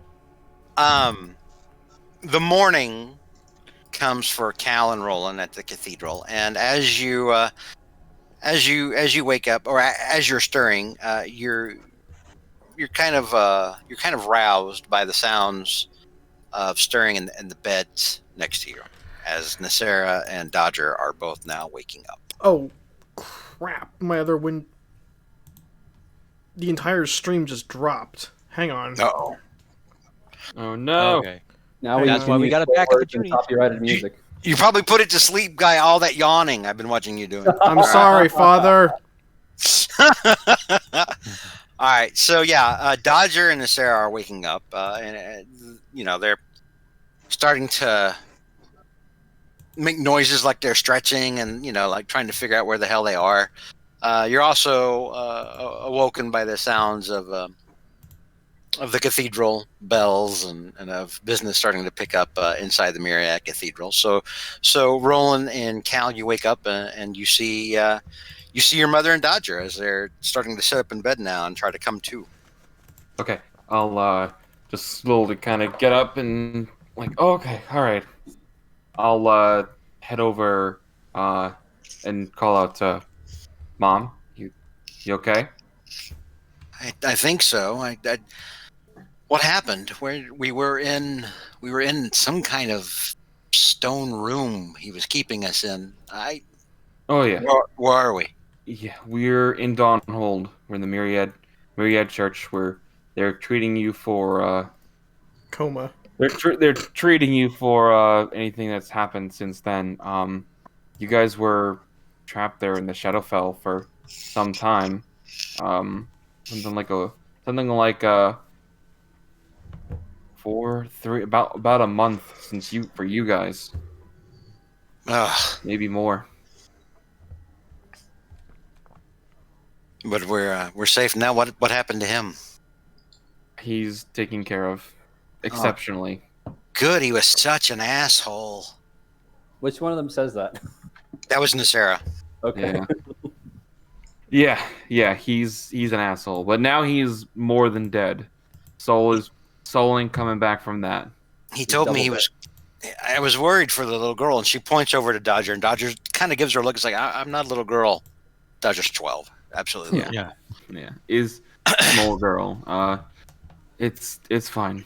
Well, he told me he was going to kill me in front of you, but he actually promised not to do anything to the child.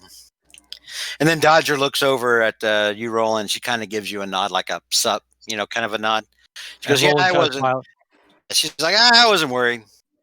Oh, I had every confidence in you. And you do recall that, like when Sapphire showed you them, yeah, she was actually. It seemed more like Dodger was pissed off than scared. Yeah, and Roland kind of not because I guess Roland kind of goes, "Yes, indeed." He's just like, and he basically says, "How are your hands, by the way? I mean, your knuckles might be a little,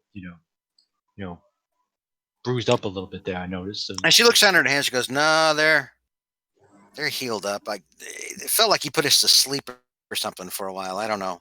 Yeah, we weren't that's there something. long. That's something you're going to have to watch out for. Anyway, yes, as my friend Calamity says, you're actually in here in Dawnhold. This is probably, if I mentioned this, is probably the first time you've ever been down to Jakar Island. Yes. Yeah, I ain't never been here before. I heard stories about this place.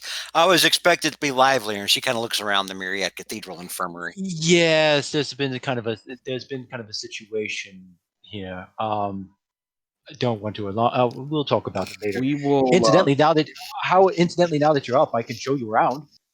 I do have a few errands and sources to run, everything like this. If you like to see the sights a little bit. She kind of rubs her head and she goes like, I don't know that I'm ready for that yet. I'm hungry. Okay. Very hungry. Okay. For you. I'll go. Roland, hang on. Let Cal talk. Cal, we'll make sure that you can get back to Jakar Island in a reasonable manner. We're probably going to be leaving soon ourselves, so just let Roland know, and we'll make sure that we'll coordinate something to get you going back down there. And Dodger kind of nods. She goes, "Yeah, I appreciate that. Thanks for getting us out of there." Yeah, Whitehall said he was. That's your mom? Yeah, that's my mom. She goes, "Yeah, I guess it adds up. You look a lot younger than the last time I saw you, but yeah, that happens. As you get older, other people start to look younger. No one tells kids that. That's how it works. Good. Another thing I have to look forward to. No, I appreciate it. Thanks very much for getting me out of there. Yeah, Whitehall said it was weird. Whitehall said he wasn't going to kill me because he actually liked me. He and I all on the island, I guess. I don't know. What the hell was he, though? He looked dead. What? Basically, Roland can explain that part. Oh, yes. Well, you see, he basically decided to fool around with magic, and he basically ate, and he basically decided, which basically made him live 300 years. Basically, he somehow went to the past and basically became, kind of that way. Essentially, it's a little bit complicated to actually explain how he became that way. Oh yeah, I wouldn't understand it. I'm just a stupid kid. Is that what you mean? Oof. No. I'm just saying, Dodger, that he essentially was. You remember the zombies? He was basically like a super zombie. More intelligent, a super zombie, more intelligent, able to cast spells, and essentially makes him live and essentially immortal. And she looks over now. Dodger looks over at Nasera. She goes, "Well, thank you for sticking up for me and trying to help me while we were going through all that. I appreciate it. You're a good egg. And the Sarah just kind of nods and winks at her and says, "No, it's no problem." And she looks over at you, Cal. Yeah. And she was like, "Well, it's good that all that's behind you now. What are you going to do next? Are you going to stay in town?" No, we're probably leaving today. We have more business in the Southern Waste, but I wanted to be here for you guys.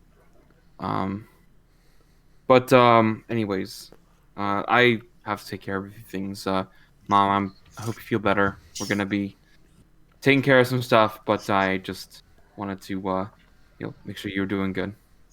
George. All right. Yeah. Am I awake at this point? You'd be awake over. Yeah, we'll say that you guys are waking up over at Melora House. Yeah. Because the first thing I would do would send a message over to Cal to see if everyone was awake. All right. So Cal, as you're saying, yeah, we've got some stuff that you hear. You hear Luna inside your head using the sending spell, asking if your mom's awake.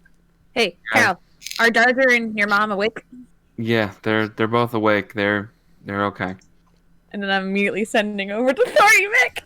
All right, and then you get a response back, and Thorny Mick's like, "Oh, thank the gods, I'm on my way. I have to get over to her. I have to get over there immediately. Thank you." My parents aren't home. I don't want to be there. I try to make him sound like Thorny Mick's supposed to sound like Elvis. Like Elvis and like Kid Rock and Willie Nelson all had a kid or something. Mm-hmm. Instead, I don't know why, Junie, I'm starting to sound like Card Hog. Like doing, my God, doing. No one ever seen them and Elvis in the same room. No, as a friend of Junie and I that we used to roleplay with on GTA. I don't know why I keep wanting to talk like her doing Jen. Not anyway. the way you okay. Can I make a better comparison? Tom Selleck. You sound like Tom Selleck when you do Thorny Mick. Okay. All right.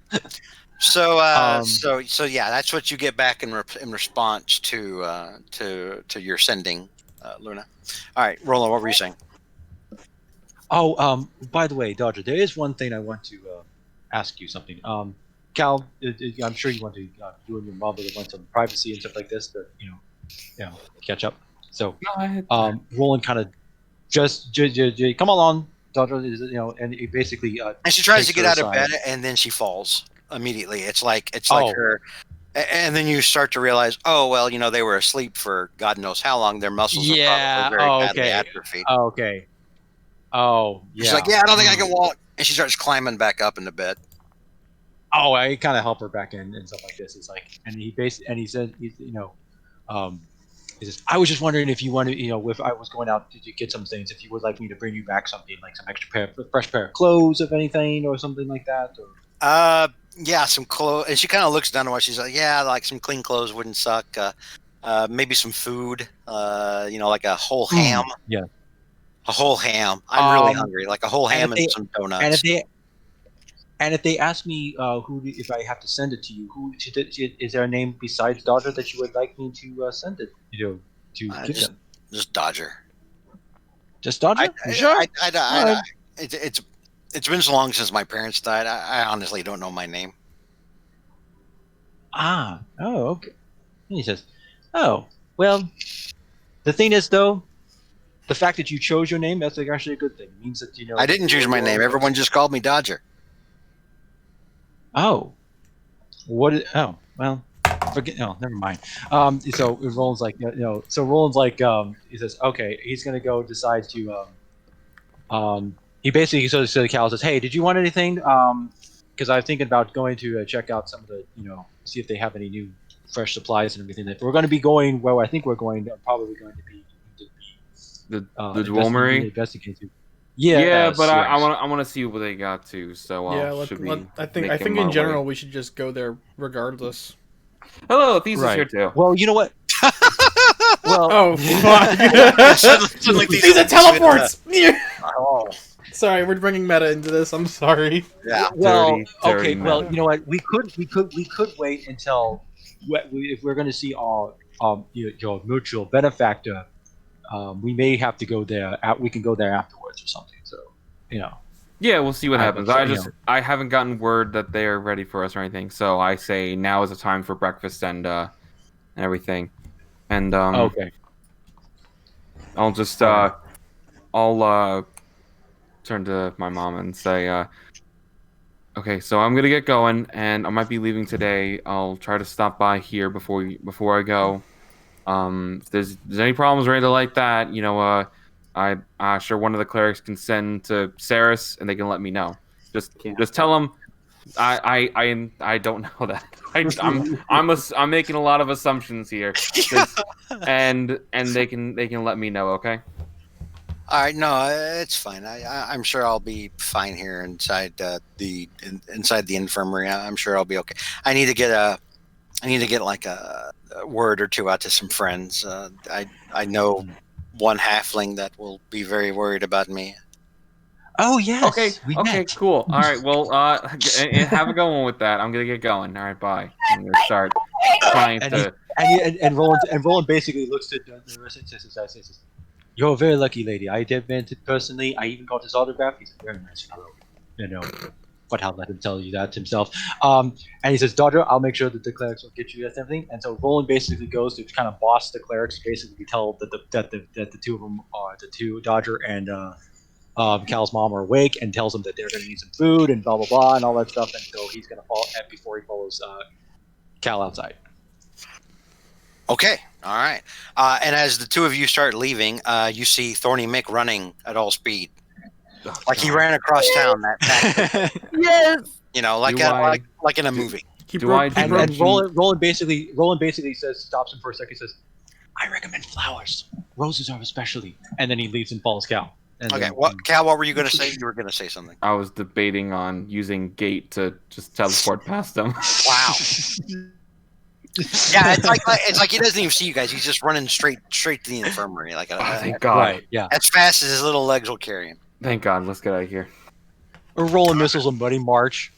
Oh God. I might start hating you again. Damn, so you guys all that leave the cathedral. Go ahead. What were you saying, Thiza? All that character bonding, and then Roland just flushes it down the turlet. As Roland does. All right. So we're gonna say that, I'm assuming the two of you would probably head over to Melora House to join up with the others. Yep. Okay. So the rest of you have already come down. Already had your breakfast with Jane and her family. And oh shit, I shouldn't have. Did I turn that down or did I stop it? I stopped it. Hang on. Let me. So it's not me. Thank God. Okay, let's go to the jukebox. No, it's not you. I'm trying to find I have way too many. Here we go. I have way too many way too many sound files. So let's say that you guys do manage to catch up together at Melora House, and while you're there eating breakfast, catching up with Ty and Maris Melora, Saris's in-laws, a note does come to you from the Order Arcanum requesting a meeting at noon. So you have 3 hours. Oh boy. So that way you can get any shopping done if you want to get any shopping done. Yes, now is the time. Yep. Especially if there's healing potions available and what kind of new stuff they have. Okay. All right.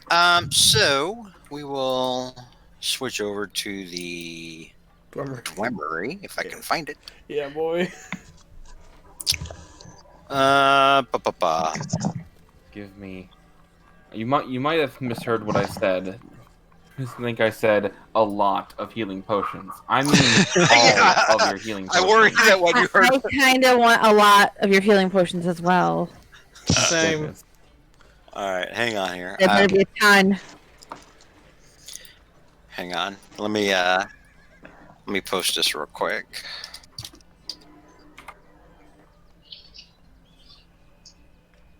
There we go. No, I posted in our Discord. So yeah, the Dwemery is open. open. You get there. We'll say it's probably about 10 o'clock in the morning when you get there. So, what is it? Yeah, Raucasian, the gnome that runs the Dwemery, is happy to see you because you guys usually spend a lot of money. Oh yeah. Mm-hmm.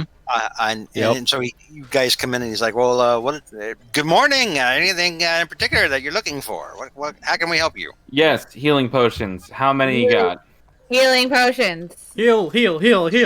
Well, depends on what grade you're looking Yes. for. Give us all of them. Yes. Just whatever you have in stock. That basically we want to see if there's any. Let's jokes aside. Let's see what they actually have. But yes, that's going to be on the menu. Well, for the highest grade healing potions that we have, those go for 1,500 gold. It doesn't matter. Okay. All right. Well, we've got 3 of those. We've got 5 of the third highest grade. Those would run you about 750 a piece. And then second highest grade, and by second highest grade he means greater healing. Those run you about 300 gold a piece, and then potions, just regular baseline healing potions. So we've got more than enough in the back. Oh, how much would you say was the greater again? Second grade, those would run you 300 gold. Yeah, no, but how many did you have in stock? Is what I meant. Oh, I'm sorry. We have 10 of those. Oh, okay, all right. So I'll type this in chat. He said they had 3. 3 of the Supremes. Mm-hmm. Which is funny because I think there were 3 Supremes. Oh. Ooh. And then they had. I think he said they had 5 superior, 10 greater, and I'll put the note or the amounts up here. Yes, please. Mm-hmm. I will. Oh, hang on. And then the graders were 300 gold each.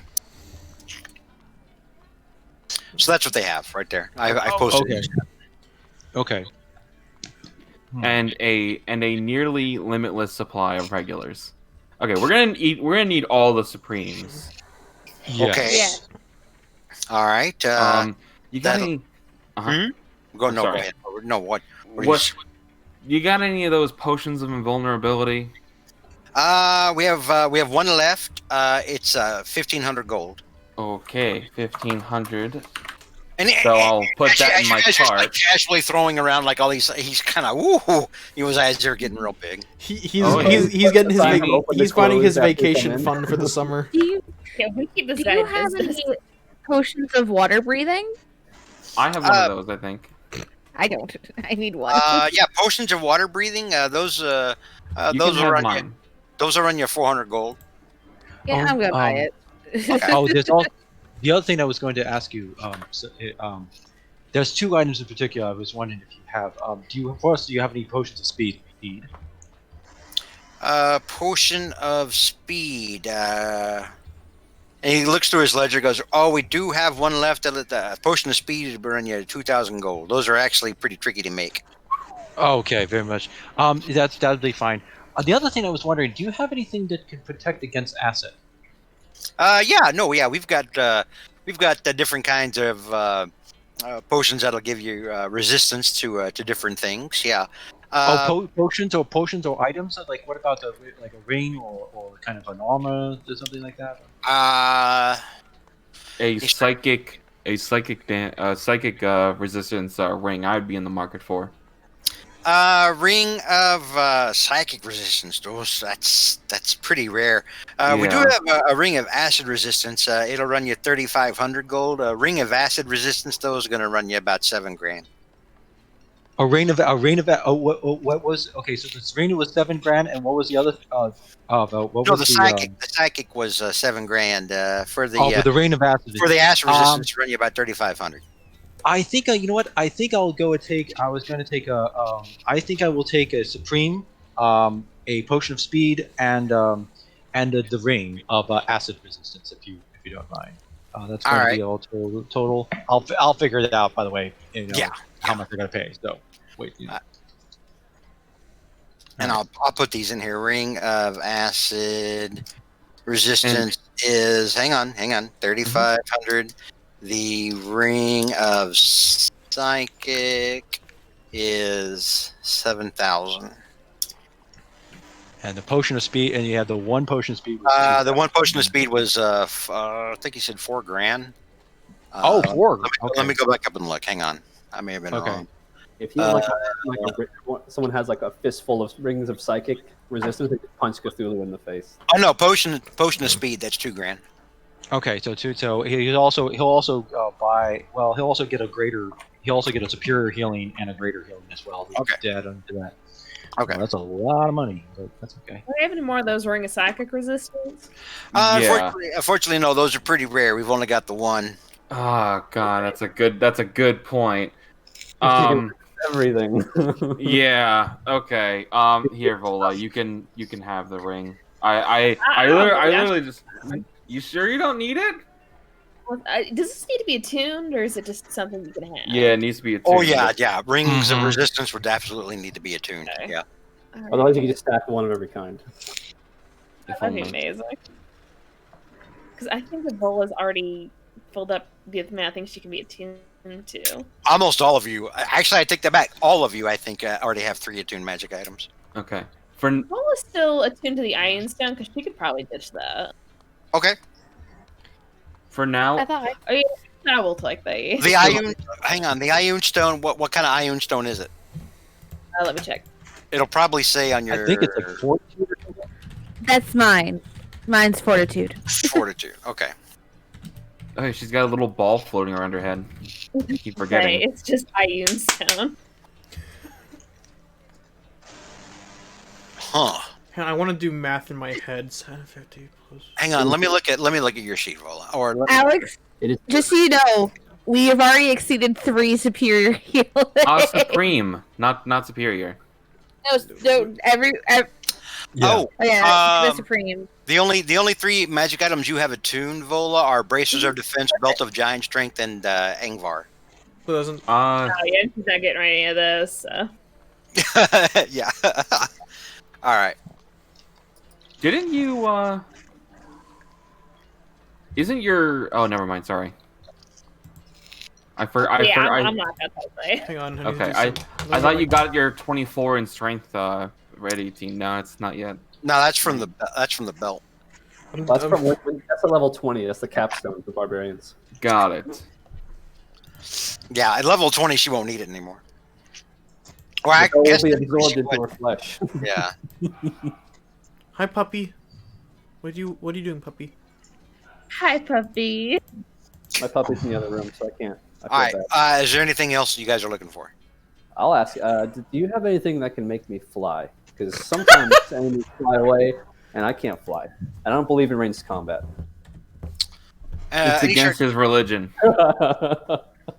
He starts going through his ledger, going through the different stock that he has. If you have anything that could stop my enemies from flying, I'll take that too. But that seems like to be more difficult. And I'm actually trying to see if this is attuned. It is. He says, "Yeah, we've got a pair of winged boots that'll run you $1,000. We've only got the one pair though. It'll have to be. You'll have to spend time getting used to it and everything. Meaning it's attunement. For a cape we do have potions as well. We have potions of fly. 2 of those might be good for you. Yeah, I'll take one of those, I guess. How much?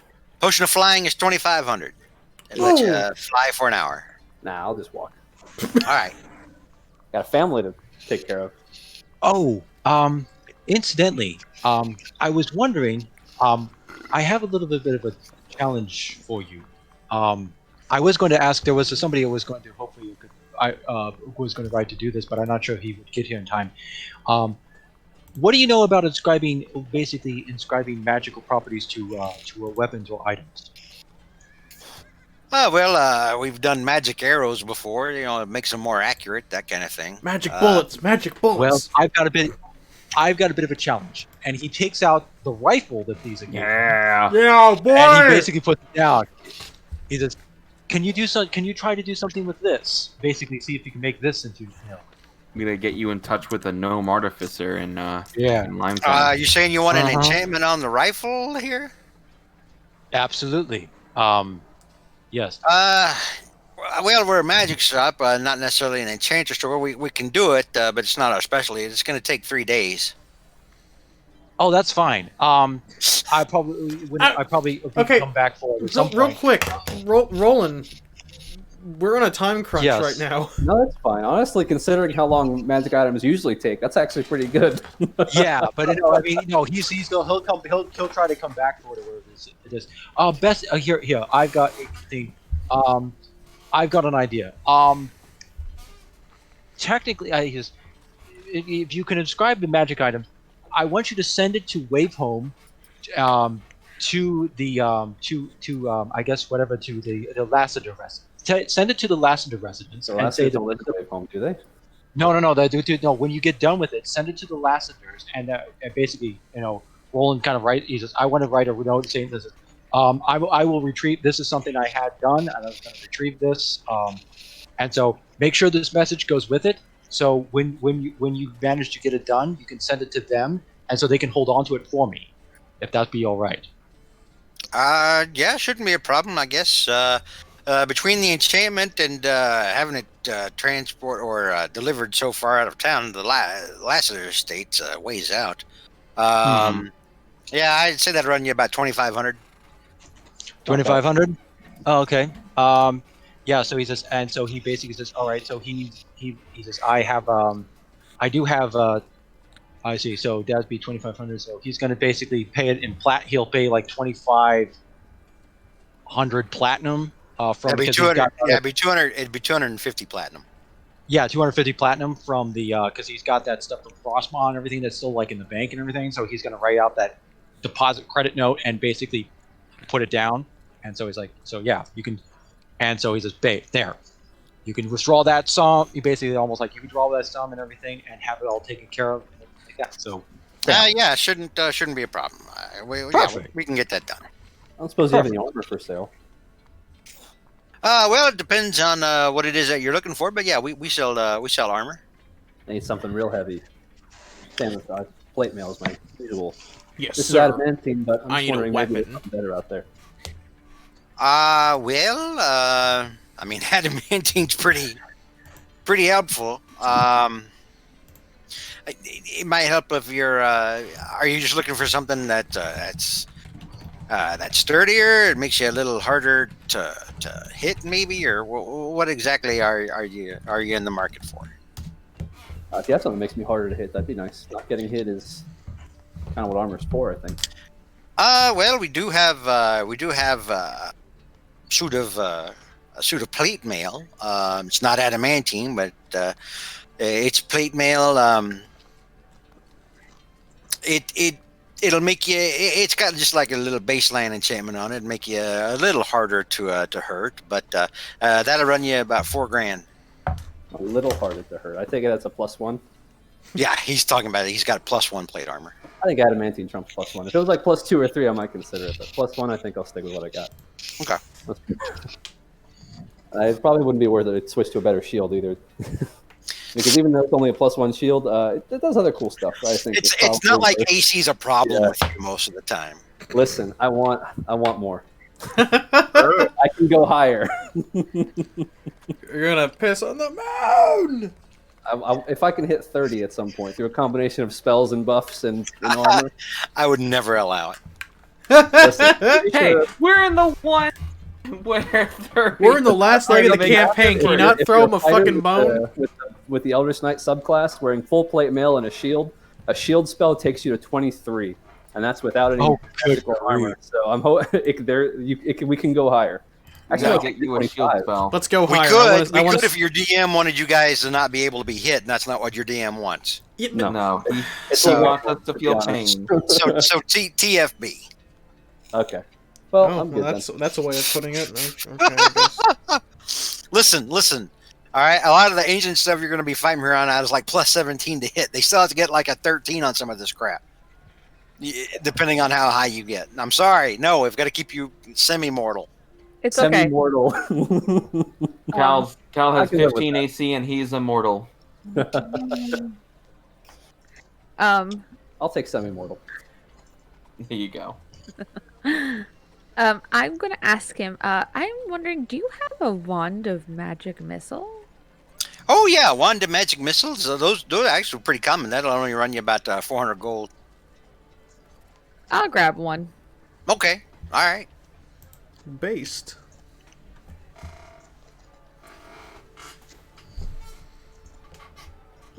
You know what? Right. I think maybe I'll take those boots after all. You never know.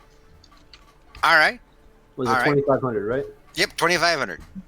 I'll write out a check because that'd be almost all upstairs. To the All right, it'll take a day to clear.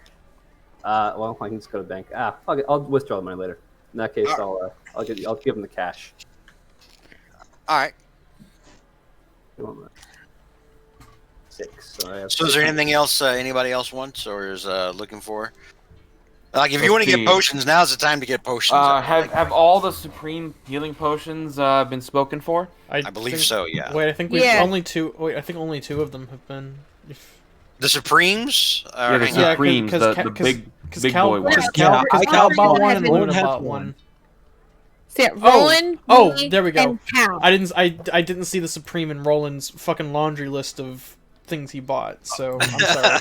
I still have 2. You guys are going. You guys just need to have plate mail and magical ability to heal yourself, and that's all you need.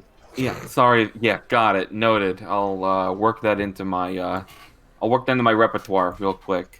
Gotta use my next wish on cure wounds on myself.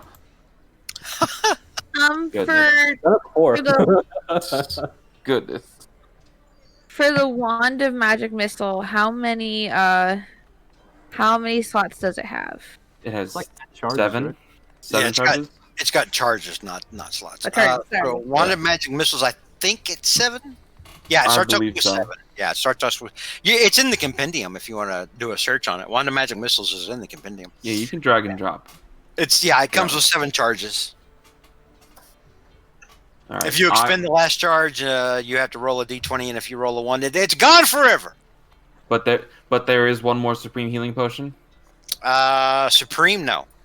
Okay, all 3 of them been picked up. Mm-hmm. Got it. Here, you can have one of mine. Honestly, You sure? Yeah, I have one more. No, I'll take that then. Thank you. Saves me time having to heal you later, right? Yeah, that's a fair point. All right, I got the invulnerability, and I already got the ring of psychic, and I'm going to be swapping that out for my ring of necrotic resistance. So I'll just hold on to that for now, I guess. Okay. Yeah, I don't have boots on here. Psychic resistance. That's really rare. The wing boots require attunement. Yes. You won't wear them just yet. I'll still stick with the ring of spell storing for now. Speaking of which, hey Cal, do you think you could pump a counter spell into this ring? Oh yeah, here. I'll do it right now. Counter spell. Boom, it's in. Oh, you missed. Try it again. Sorry about that. I'm gonna line it up perfectly and counter spell. There we go. Yeah, thank you. You never know when that'll come in handy. We probably should have done that before we fought Whitehall, but I kind of needed the Revivify in there, so. It's all good. Counterspell, always useful. All right. I will attune to my ring of psychic resistance. Let's use that against Cal sometime whenever he's trying to make a wish. Defeat you people. I wish for unlimited money. No. So he looks back over at you. Goes, "Is there anything else you were needing?" Let's see. Tickets to the Cloud District. Do you get to the Cloud District What? very often? That's a Skyrim reference. Oh. References. References are funny, guys. I promise. No, Staff of Defense. Okay. Honestly, I can't think of too many things. Now I know you're not watching the stream because I was clearly shitting. Apparatus of quality shit. Any of those and stuff.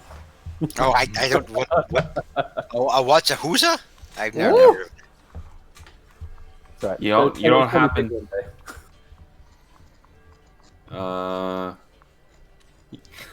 Okay, this is probably gonna be a no. You probably don't have this, but since we're just looking, I assume you don't have like some exceptional, exquisite robes, not rogues. We already got one. Hey, he's pretty great. He is pretty great. We sell different types of robes. What kind of robe are you looking for? Robe of the Archmagi. Any kind of less? No, it's good. Okay. Oh, by the way, as they're talking, can Roland look around to see if there's any kind of any kind of armor that's of I know he's wearing kind of studded leather +1, but he wanted to know if there's higher grade armor around, like a studded leather, like like higher, like a. Isn't yours glamored? No, mine is. Okay. Yeah. I just have a +1 studded leather thing. But he's also looking around to see if there's any other kind of spot, if there's any kind of magic items that hasn't been mentioned. Like you do see suits. You do see suits of leather armor. They're not like or studded leather armor. They're not like oh hey, this is a +2 armor. Okay. So you'd have to ask him about them. Okay, so he says, just out of curiosity, what kind of grade are these armor, the leather armors here? Like, are there anything special about them? Those over there, the light and medium armors, we've got like base grade, and then like one higher up. Makes it a little tougher to hit. The +1, or not the +1s. The first grade, the baseline grade, it's usually about 3,500 to $4,000, depending on what you're looking at. The next highest up, that's going to be 20 grand. Oh, so that's going to be studded leather +2. Is that what you're saying?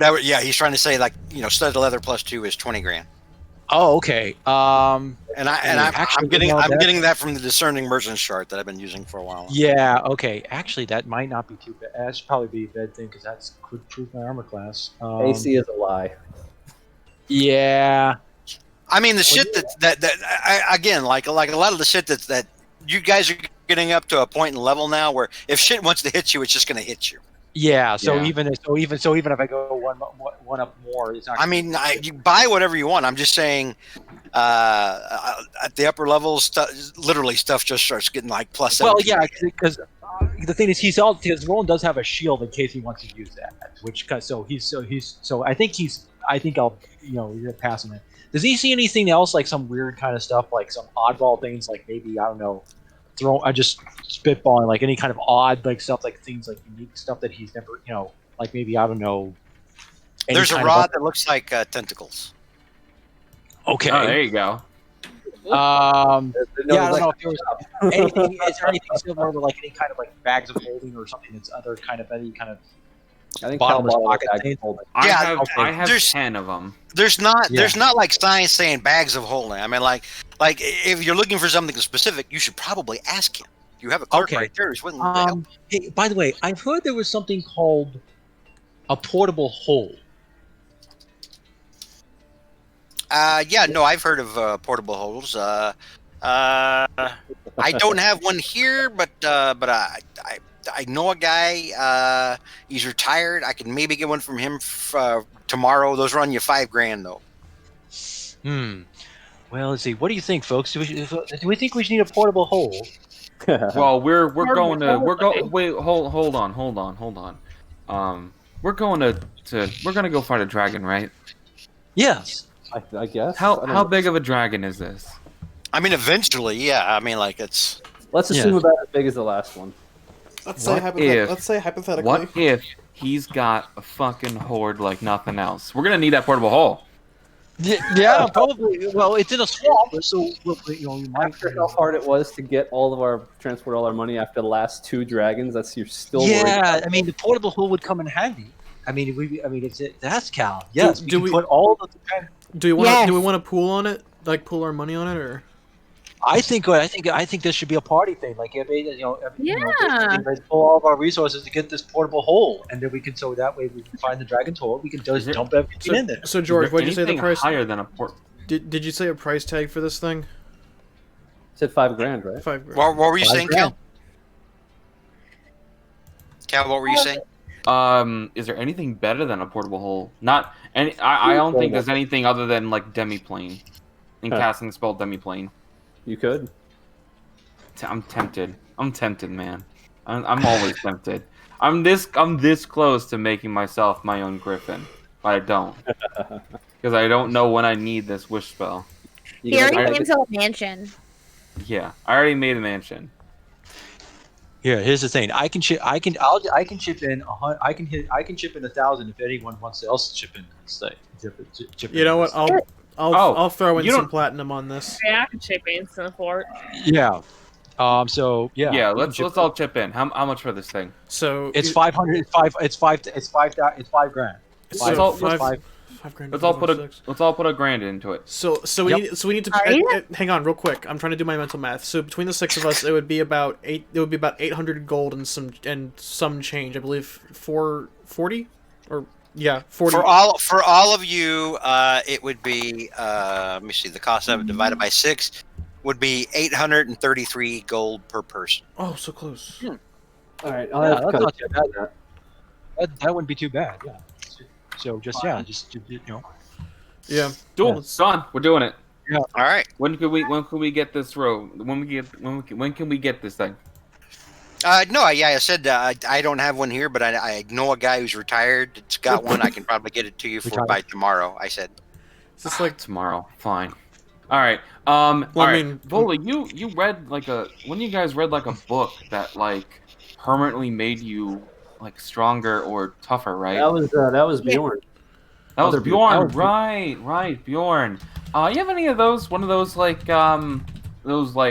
centennial books that improve you in some way? What was gonna perk that?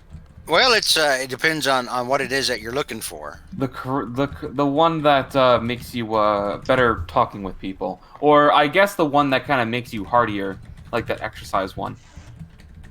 Well, there's one that's also I've heard that makes you faster too. The manuals and the tomes that we have that are like that, they all baseline. They all run. We do have some, but they all run about 36,000 gold. 36,000. I could buy that. Yeah. I could have 22 charisma. That's not bad. 22 dexterity. Let's see. I wonder. That would be a fortune, but that extra point of charisma could makes a difference with everything. Yes, 26 strength. You can have another bark inspiration. You can have more all that. Everyone could have more of that. Yeah. 36,000 gold. Okay. Yeah. You have one for charisma? Well, we've got a tome of leadership and influence. I guess that's charisma. I don't know. That one. Okay, 36,000. Those are 36,000 gold. Yes. Can I do 36? The magic to make these. Number one, it's very old and hard to find, but also number two, they're also very incredibly hard to make. A lot goes into it. So that's why they're very rare. You only have one tome of leadership and influence. Correct. Yes. What about the manual? 4 charisma casters. Okay. What about? Let me check something here. What about a manual? There's something called a manual of quickness in action. Manual of quickness. Yeah, we do have one of those. It's 36 grand. Okay, perfect. I'll take that. Well, it's gonna take a while. I'm gonna have to be reading it quite a bit, but this guy's fucking retiring after this. We're gonna come back for our next adventure. It's closed. Gone fishing. We're gonna need to spend 2 days to do these. Okay. 2 days. That's what 40. You have to read it for 48 hours. Yeah. Quick, back to the Shadowfell. I mean, good. Yeah. Yeah, it's gonna be periodically reading this thing every night. Well, it's not just between us. Okay. You see, those manuals. Hang on. Those manuals. They are. Yeah. If you have to spend 48 hours over a period of 6 days or fewer. Okay. Oh, that's not as bad as Luna, Fiza, and I. This book will make us better at casting. One of us. Fight for it. I want to fight for it. But I'm not going to. Fiza's like, I don't care. You don't care? I want to fight for it. Okay. Are we gonna do this trial by combat? Or are we gonna debate over who? Hell, if you're gonna fight for it, you're gonna have to go outside. As they're fighting for that, Roland buys for the pace for the manual quickness in action if he's got that. So Okay. Yeah. 36 grand. Yep. Which he does. Pays out of his rights promissory note. You probably have one. You can probably get one for your constitution. Make you have even more health. Another 18 health. Yeah, I could. I don't know, that's a lot of money. Okay. Where were you planning to spend all the money on? I'm sitting on it like a freaking dragon. That's what I was planning on doing. That's a good idea too. And some adventurer is going to show up and kill you, steal all your stuff. As if they could. That's probably true. I love how the further Volda's accent deepens, like the less comprehensible it is. It's like Boomhauer. She's like speaking. No, okay. I'm not saying it's bad. I'm just saying I'm just saying objective fact here. Okay. All right. Luna, all right. If you got this thing, what would you be able to do better? I'd be able to inspire more. I'd be able to perform better, which would be crazy. What would you be able to do better? All of my spells would be harder to overcome, and all of my effects that attack would be even harder to dodge. But you're the one that kind of keeps us alive, and yeah, let's give it to Luna. Let's give it to Luna though, because wait, do we want to give her something for Khan or? No, this is the charisma. This would be the charisma one. Right? We're talking about the charisma one right now. I know. I was thinking like if Cal took the charisma one, I'd get the con one. Then my constitution would go up, my armor class would go up. I'd be harder to kill. It wouldn't be your armor class, but it would just be your flat health and your con saves. That would be nice. Yeah. So those con saves for Big B's would be 5% more in your favor. And honestly, like. Even a 5% roll, or a 5% increase, that stacks over time. Not over time. It doesn't stack, but you'll notice the benefit in the long term. Yes, it will eventually pay off. I will look to Cal. I'll say, you take the charisma. You take that one. I want. Okay, you sure? What is the Constitution one called? It's the manual of bodily health. Yeah, the manual bodily health is one for constitution. Teach you some exercises. Could I? Do you have the manual of bodily health?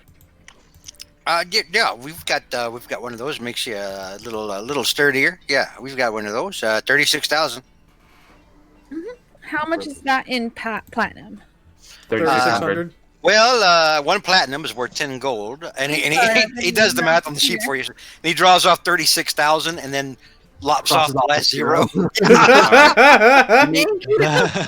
Thank you. We have a chart over here. That would be 3,600 platinum. All right, Tome of Leadership and Influence. Give me that book. All right, it'll be 36,000. Deal. All right, I'll start shoveling platinum onto his desk. All right, and I'll go get these out of the back. Is there any other thing that you want? We've got a lot of stuff. I looked at him. I'm guessing you're having a great day. Oh yeah, no, I'm gonna close up early and go over to Madame Cana's. Probably blow half of this on liquor and horse. That's a lot of liquor and horse. Maybe you want to pay.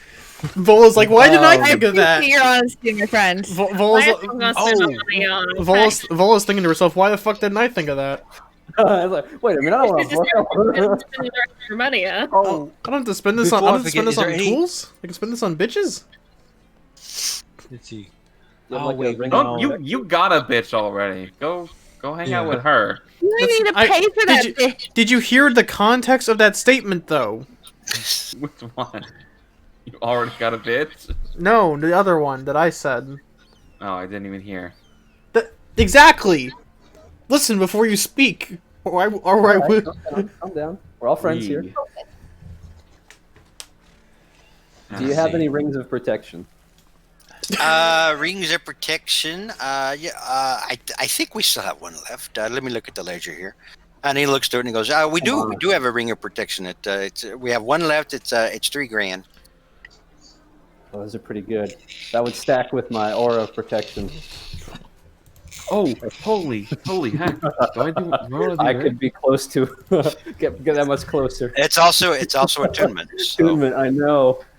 I feel like I'm just gonna piss off George if I keep trying the increasingly ridiculous. No, it's just to compensate. I have to make every like again. You guys are going to be fighting things that from pretty much here on out. A lot of stuff's going to have like shit like plus 12, plus 17. I'm going to have to dramatically increase that, which kind of screws everybody else. As we who doesn't have the high AC. Listen, but I mean, like no. I mean, like I got to do what I got to do. I got to do what I got to do. So you're breaking the game for the rest of us. Asshole.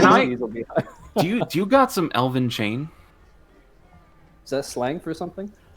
Unfortunately, no. Is that a street drug that I don't know about? No, it's super light chain that like basically is like a t-shirt. Is that you what can wear under your robes and everything like that? No, unfortunately, we don't have anything like that. For that, you probably have to go out to Savaria. We don't get a lot of elven stuff here. There's like a cape of flying. Don't tempt me. Like I could. flying. No, the elven chain would make me not have to worry about my mage armor ever again. Oh, by the way, Cal, if you want to save money, I do have something that will be beneficial. I do have an Arena of Evasion that I haven't attuned yet or something like that. What does that do? That basically, you automatically succeed on a dex save, right, if you fail? Yeah, there's like, Usually the dex saves I'm trying to save from are my own. Yes, but that's my point. That's my point. Yeah. I'm probably pretty good because I'm usually within 10 feet of Ceres. Okay. Actually, you can go farther now. The circle's gotten bigger. Oh yeah, I'm pretty strong now. It's now like 3 times as big. That's good. That's really good. I'm basically looking through all the things we don't have to attune for. You know, like a Dragon Slayer. You could just buy one of those. Oh, yeah. Yeah. Well, I've got one already. Well, do you have like a cape of flying instead of like a boots of flying? Because cape's cooler. A cape? They do, though. Winged... I can't remember. Maybe you can get a carpet of flying. No, the only cape I've heard about is like a cape of the Mountebank. It lets you kind of go from one place to another. But we don't have any of those. We don't have any of those here. Wings of flying? No, we don't have anything like that. I'm so sorry. Well, yeah, the winged boots is probably your closest bet. Yeah, actually, that's if you're. That's like the adamantine ones, but they'll probably fit over. All sales are final. That's fine. I would have bought them both if you had them. No, unfortunately, we don't have those. That's okay. You've been very helpful, honestly. Thank you. Well, I've been trying. Let's see. I'm just looking for anything else. Anyone? You don't got those figurines of power, right? No. No. All right. No problem. No. All good. Let's see. There is one thing. Only because one of you has one and he never uses it. No, there is the obsidian steed. I feel like could have some uses right now. Probably. You already have a carpet. There is one curious item. More. I want the horse to be riding on top of the carpet. All right. This feels unnecessarily complicated. Carpet wouldn't be able to handle the weight of a horse and you. Fine. There is another. What if it's a really small horse? There is another curious item I'm wondering about. You have something called an immovable rock. Oh no, we don't have any of those. Oh, that's fine. Okay, perfect. That sounds. I decided at level 1 I was never giving you fuckers an immovable rock. You find some shit to do with it. I feel like that'd be difficult to, transport. This is called adding physics into your D&D game. Right? Yeah. Yeah, I think so. What Gary Gygax intended. Yeah, I think I got everything I need. I don't know everything else. Then. Do you have any Warworms cards? We do. In fact, we have some Series 1, very rare. Oh, do you have Avatar of Bahamut? Good lord. Avatar. Wait a minute, that's not an actual card. Huh. Oh, Might be getting the name wrong. Were you trying to trick me? That's not an actual card. I think it was a promo card from a cereal box a couple years ago. Anyway. The only reason I say this is because I made up all the names for those things. Like I'm sure you said it was like dragon themed. I thought that'd be a pretty cool one. But there wasn't a Bahamut one in there. That's why he said, "Wait a minute, there's not one." Let's see. I'm looking for anything else. We've got blister packs of them. No, I'm kidding.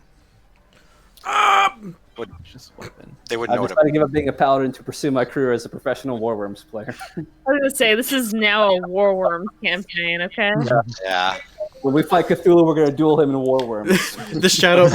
We activate the Shadow Realm and send Cthulhu there. Mm-hmm. You play a trap card and suddenly you lose your mind and you start bleeding through your nose. Except that it's not blood; it's brain. Cthulhu would play a mill deck. Gray matter spilling through your face. Cthulhu would play a mill deck. He probably would, because he's the level of degeneracy you'd expect from Cthulhu. Yeah, that's what you get. Mm-hmm. That or some stupid one, or some stupid OTK. All right. Other than Elven Chain, I can't seriously think of anything, so I think I'm good to go. All right, I think we're all good. Honestly, I'm very surprised at all the stuff you had. Again, you've been very helpful. Oh yeah, no problem. Come back tomorrow by 1 o'clock, and I'll have that portable hole. Okay.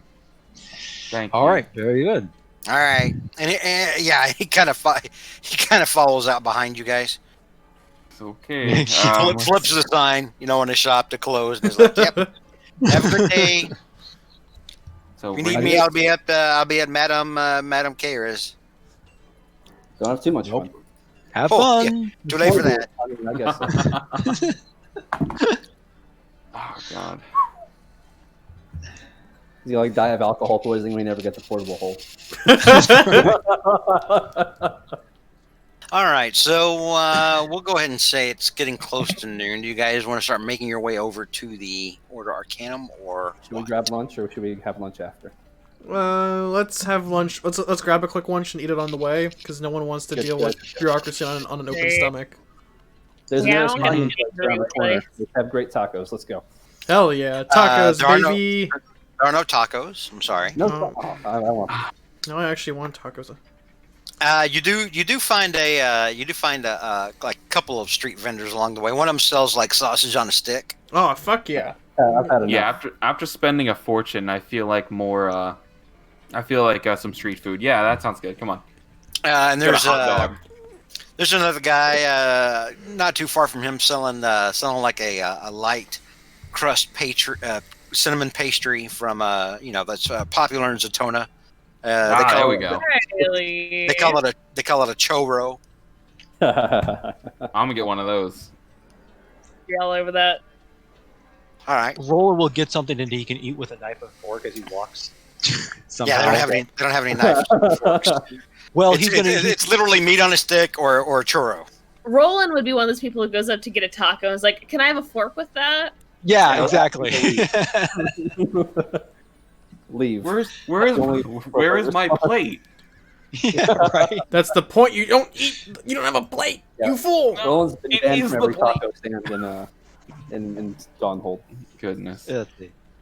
All right. Is there anything else? I think that's it. Yeah. Yeah. Just spend a fortunes on some magic items and eat some tacos. That sounds good. I have a family to think about. I can't be spending so much on books and potions and stuff. These boots are honestly. I'm gonna have to see if I can get these as like a tax write-off or something. Honestly, it works with your profession. Yeah, you can just say that. Hey, I work for the Legion. I don't know if I pay taxes. Probably should find out. There you go. Teachers. Yes, you do in fact pay taxes.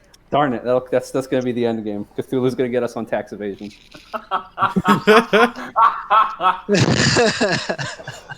Cthulhu sticks his head through the hole in the sky.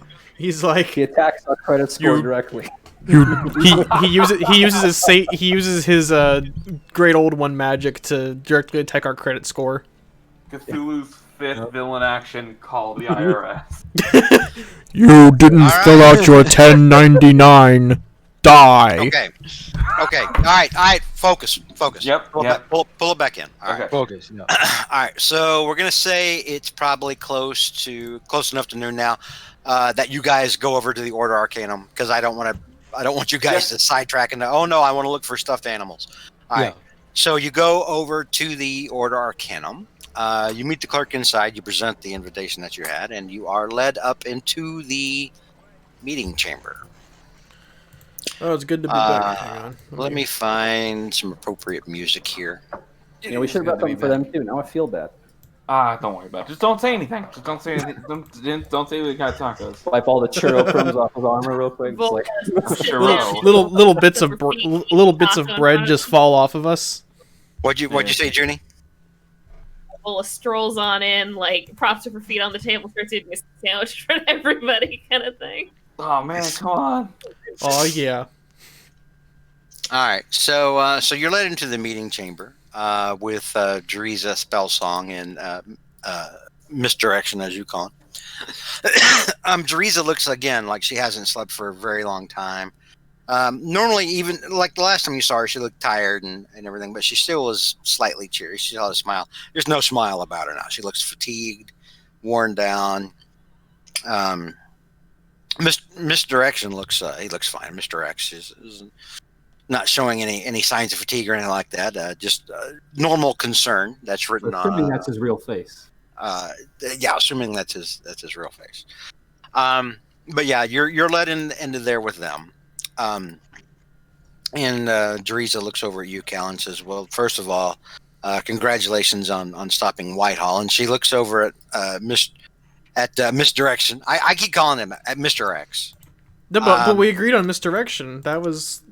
I don't think George agreed to that. I'm gonna be honest. Oh. No, George doesn't agree to that.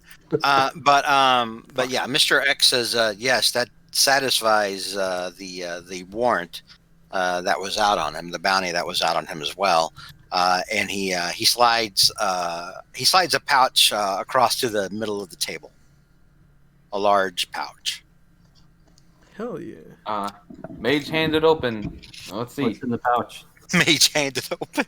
Inside the pouch is 5,000 pieces of gold. That was the bounty on Whitehall after what happened on Jakar Island. Okay, so it's 833 gold between the six of us. Yeah, basically. 850, you said? 833. 833. Okay. Neat. Basically, we cut even after our little trip. Yeah, after we got the portable hold. Yeah. You guys spent way more than 833. Yeah, we did. We're basically cut even. Way more than 833. But yeah, he slides that over, and then Deriza looks back over at you, Cal, and she says, "What do you?" I'm trying to think of what she would want to talk about first. What are you doing tomorrow? Yeah. So, how was your day? Not much, girl. What you doing? So she would say, what exactly happened in the Shadowfell? Well, we were kind of pressed for time and pressed for spell slots. So we, once we realized we had all the pieces to be able to breach Whitehall's castle, we went there as soon as possible. We took care of that the Dracolich that has been allied with him. Then once we breached it, we traveled to his lair inside the Shadowfell. When we crossed into the property of the manor, sorry, just kind of catching my words. Once we breached the Dwemery Manor, we traveled for what it felt like a few miles through the Shadowfell to his lair, where we met him in combat. Fought for quite a bit, and we were able to rescue our people there and deal with him. We also dealt with his phylactery. I made sure of that. But I have little belief that he'll be coming back, because once we defeated him, we got a visitor from the Raven Queen in the flesh. And as you say that, Deriza kind of furrows her brow. and says, a bunch of birds. It was weird. Yeah. I'd always wondered. What would an audience whether would be like. I'm glad I've never found out though. You're lucky to have left. Brief From yet some of the tense. stories I've been told. Yes. Once he was been dealt with, the Raven Queen claimed his soul and made sure that he's not going anywhere, which we're believing should lead to nothing further. We all know the Raven Queen does not cares little for undead, so he would be a prime person to keep dead. Very well. You should be made aware of something that's going on right now. There is a small contingent within the Order Arcanum that has split off from the rest of us. It's causing us quite a headache. They are trying to obtain magic items. We've actually beefed up security around places like the Dwemery. Nothing visible. We almost want them to make a move so we can try to capture them. So just be on the lookout. You may become a target. You're actually pretty high profile. Okay, we'll keep an eye out, though I'm not too worried. I'll just take a glance around us and say we've unfortunately got bigger fish to fry at the moment. And she says, yes, and that brings us to what I called you here for. And she kind of waves her hand across the table. And as she waves her hand across the table, in the center of the table, a holographic globe appears of Levis. Magical. As has happened before for you That's guys. cool. And it spins until it focuses on the southern wastes. And she says, we've actually detected quite a bit of extraplanar activity in the southern wastes. And unfortunately, with what's happening right now inside the Order Arcanum, we don't have the resources to expend sending people out there. We do have a teleportation circle out there that's sort of tucked away in a cave out in the volcanic plains, as incognito as we can make it, to try to keep tabs on what the Crimson Elves are doing. But something's going on out there that's weakening the last 2 levels of protection that we actually have. All right, then we should be getting out there quickly to see if we can deal with this. I also have word that there's a fiendish incursion there as well. I hadn't heard anything about that. That would be news to me. It wouldn't surprise me, though, given what we know of what's happening with the Blood War. From some familial sources, I'll say that it seems like it's a problem, but we'll be keeping an eye out for that as well. So we have that to take care of, and Roland's thing. All right. Is there a way that we can get to the southern wastes? Are there any circles that I can get to? Yes. And she kind of looks at you, kind of gives you a double take because she literally just said they have a teleportation circle out there. Sorry. It's okay. Cal's a lot younger than last time, so that's also a little troubling. Yeah, he's probably got a shorter attention span now. Mm-hmm.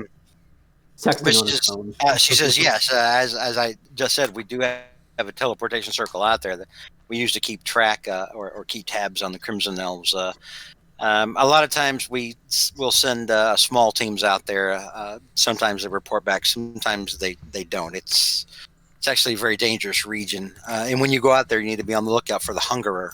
The Hungerer? What? The what? The Hungerer.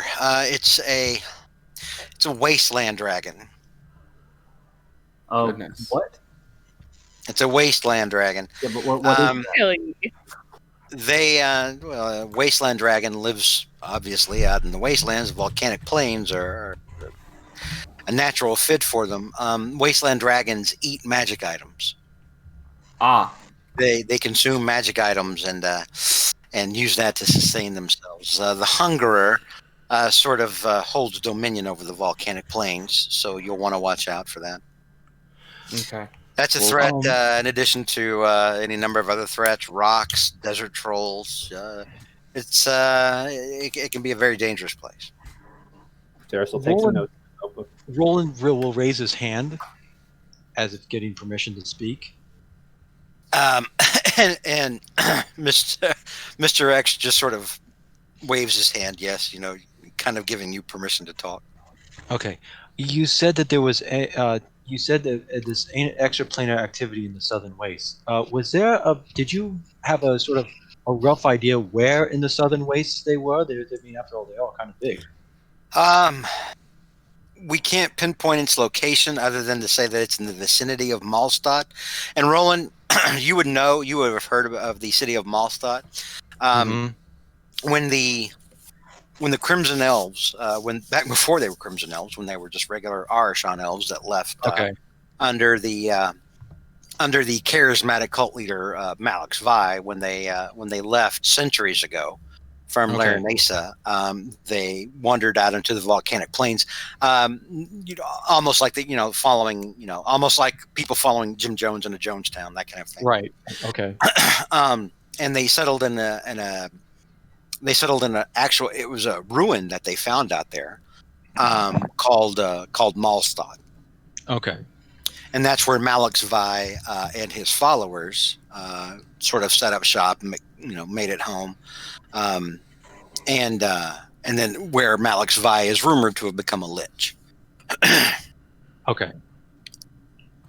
Okay, so because Roland was privately thinking back to that vision that he had of Perseus holding one of those purple globe things. He said when he mentioned that, he kind of breathes a sigh of relief a little bit, and thinking, "Oh, hopefully it's not what I was thinking it was." Oh, okay. All right. And this is okay. So anything. All right. So presumably, and so he nods his head, and he's like, "Very good. That's just, So, and this is somewhere in the vicinity of Denon, like this. Yes, again, somewhere in the vicinity of Malstadt. No offense, but what is he? And from what I know about the Crimson Elves, they're not particularly friendly, especially to. They're not at all friendly to outsiders. Okay. That's why we occasionally lose teams to their patrols. Yes, but I also heard that they're not particularly friendly to, half and half, such as myself. I literally just said they're not friendly to anyone. Are they known for any particular kind of fighting tactic? I know, but. And she looks over at you, Saris, and says, "Not really. I mean, they're a martial power. They're combat-wise, they're probably they're probably more akin to hobgoblins and elves at this point, although they owe allegiance to neither." Do we know if they have any association? None. They are extremely insular and xenophobic. They don't mix with outsiders. They keep to themselves, and any sort of outsiders they find are kill on sight. So no negotiation. Usually sacrificing rituals to Malix Vi, from what we've been able to ascertain, but that information's quite old. Would it help if we got you some new intelligence? Well, yes, we're hoping that you can find whatever it is that's causing these planar instabilities, all this extraplanar action that we're detecting, and shut it down. It's weakening the third layer of our defense. Mm-hmm. Okay. We'll put that on our list of things to accomplish. Please do. Yes, that would be very helpful. And she says that kind of sarcastically, like, it was kind of the whole point of bringing you here, like them asking you to do this. Activity. Okay, let's see. Oh, one more thing. The conference in Wavehope. I mean, how's that shaping along exactly? We're still putting together the intelligence evidence that we need to make a formal charge. So we don't actually have an ETA yet. Because we might be able to bring a witness. to help you formulate that charge, if possible. Oh, that'd be helpful. I can't imagine who, but yes, if you can find something that would lend credibility to what we're going to present, that obviously we're open to hearing that. And Mr. X kind of nods when Teresa says that. Mm-hmm. Okay. All right. Good. All right. All right. All right. Okay. So, was there? He says, was there anything else? Was there anything else that we should know about? No, not off the top of my head, unless my colleague has anything. And she points down the other end of the table, and Mr. X speaks up and says, no, right now, the primary concern is just to find out what it is that the Crimson Elves are up to. I'm assuming it's them. I don't know, but find out whatever, if it's something that they're up to, or find out whatever is causing this additional source of planar instability and shut it down. It's it's vital. And you sure? I mean, you're sure there's only this source in this near this Malstadt. It couldn't be anywhere else in Southern Waste. And he looks at you and he goes, again, as Teresa said a moment ago, from everything we can tell, it's in the vicinity of Malstadt. He says, I wonder. He says, oh, well, he says, okay. Well, as long as your intelligence is good, I'm sure. Is there anything else anybody else wants to say? Or Thesa indicates afterwards, or indicates subtly to Mr. X that he'd like to have a word after the whole formality is over. And he nods to use that. Very well. We can have a private moment. That's absolutely fine. Yes. I do want to say thank you, both of you, for letting me know what happened to my family and Wave Home. Real quick, Thesa will ask Roland to, stay, but not to, talk, because he knows Mr. X isn't a huge fan of him, but that this request will pertain to him. And as you bring that up, Saris, Teresa looks back over to goes, yes, we were saddened to hear about the loss of your mother, but also apparently it didn't stick from what we've heard. Something very curious was reported to us from Wave Home. Yeah, how about that? She kind of smiles and winks to you. How fun. Well, unless there's anything else, I'm just going to stop by Myriad Church, let them know I'm going to be going, let my wife know as well. All right. Very good. And she looks over at you, Cal and Luna, and she goes, and if you could please stay in touch with us this time. The plan last time was to try to stay in touch with us even while you were in the Shadowfell, but we didn't hear from you. And I'm sorry. To be honest, for at least 2 weeks, we had just assumed you were dead. We are sorry for the inconvenience, but we'll make sure to reach out when we can, as long as we're not in dire need. All right. Very well. Well, good luck to you, and we look forward to hearing your report on whatever it is that's going on out there. See you later. All Avengers disassemble. Let's go. And she gets up and kind of moves tiredly out of the chamber, and then Mr. X, or goddammit, Mr. X, moves over here and waves you over at Thesa. Thesa gestures to Roland, and he says to Mr. X, "I promise he won't say a whole lot." But you can't make that promise. I was about to say that's a hard promise to keep, my dude. Thesa kind of real quick. Thesa, I only will have one. Thesa telepatizes. Roland, stop. Hard promise to keep, my gamer. And he looks over at you, Thesa, goes, "Yes. What is it that you were needing?"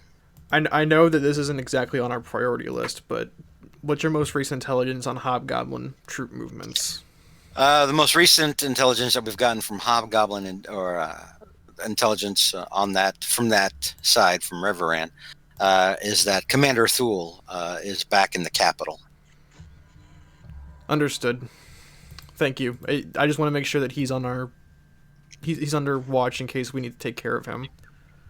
Well, watch isn't necessarily the proper word. We don't actually have a persistent source of intelligence coming out of there. It's just the last bit of intelligence we did get indicated that Thule had returned to the capital. And when was this last source gathered? This information came to us recently, but it was gathered probably a month ago, maybe longer. So we don't know if he's still there in the capital or not. Understood. He does sometimes serve as an envoy to Wavehome. The Hobgoblins do have a presence in Wavehome. They are a recognized power. So if he's not in the capital, he may be under some sort of diplomatic mission to Wavehome. We're not real sure, though. If he does show up in Wavehome, we would absolutely know it, though. Thesa nods. Understood. I thought it prudent to bring it up. No, I'm glad that you did. It's something that we're monitoring very closely. If you need eyes on him or to be taken care of once we've dealt with this current operation, let me know and we can take care of it. Very well.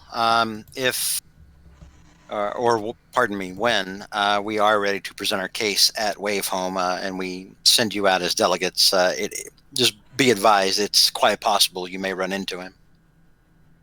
Thesa nods. Understood. Just remember that on Wavehome, violence, open confrontational combat of any kind is forbidden. So, just be aware. If someone makes the first move, it won't be me in a good way. We'll be on our best behavior. And Thesa gestures to Roland, right? I would expect nothing less of you. And he kind of clasps you on the shoulder, Thesa, and you can tell, just in the way that you know him better. Pretty much, you know him better than anybody else in the group, and you can, there's a rapport between you. You can tell, he values you. Yay! I'm useful. Mm-hmm. Roland raises his hand as if to basically say something. Do I let him speak? I mean, it's up to you. But go ahead, Roland. Yeah, Mr. X kind of raises a wary eyebrow and looks at you, Roland. I only have one question. I'd like to see Milo and Fepalov to ask him about something before I leave. Muffins are ass. We can probably arrange that. Exactly what is it that you're wanting to ask them? Well, they had. I want to ask them about a certain item they may or may not have seen. That may be pertinent to. What item? Oh, it sounds totally silly. You haven't heard of the? Have you familiar with sort of these purplish globes that seem that appear with these Yes, Whitehall? Versimian artifacts. We're very familiar with them. One is currently being utilized to try to bolster the third layer of defense now that this whatever it is has happening out in the southern waste is draining power away. Oh, because I think I may know the possible location of one. Okay. All right. Very well. And I think Milo and Philop may do too. That's why I want to ask them. To corroborate information. Very well. I can try to arrange something. I'll see. They're under the watch of the Silver Shield Corps, but it shouldn't be a problem trying to get somebody in there. In fact, and he kind of points across the table over at Saris. Alec here there may be able to actually facilitate a meeting faster than I am. That's perfect. Actually, yes. I mean, very good. Carry on then. And he just kind of goes back to his chair. Yep. Because he doesn't want to talk to you any more than he has to. Yep. Oof. Yep. I forgot. Roland's earned it. So I'm just saying. I forgot how aggressively Mr. X doesn't like Roland. Yeah. Well, he's probably It's Roland. He's not allowed to talk his presence to me. Huh? He likes. Junie, yeah, you weren't here for that. Oh yeah, that was before you joined the campaign. Roland went way too far with this guy one day, and finally it was after the attack on the Mirrored Cathedral. Roland just got really mad and angry at him and everything like this. Like, how could you not have seen this coming and everything like this, and you know all this stuff. Roland started like demanding stuff of the guy, and the guy was like, "Oh, you're so fucking dead to me," and he just turned. I mean, like he just got for the longest time. Roland wasn't even allowed to talk around him. Yeah, it was Roland just got for the longest time.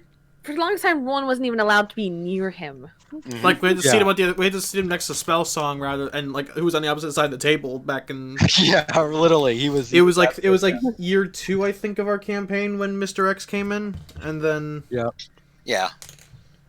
Mm-hmm. He was Roland not allowed to come to our events at all.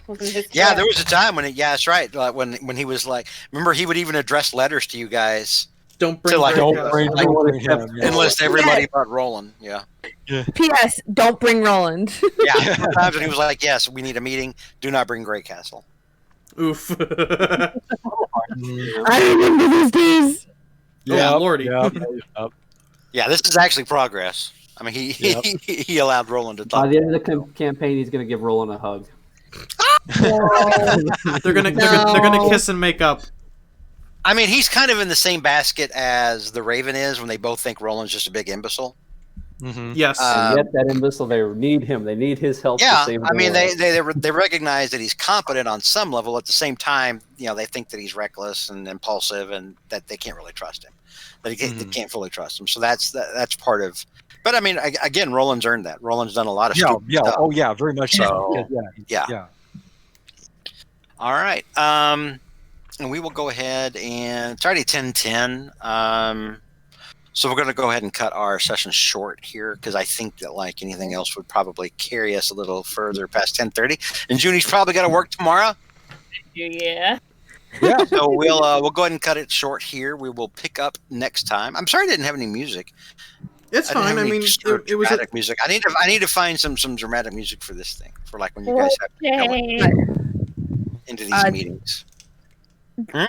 Thank you, everyone, for your support from last week.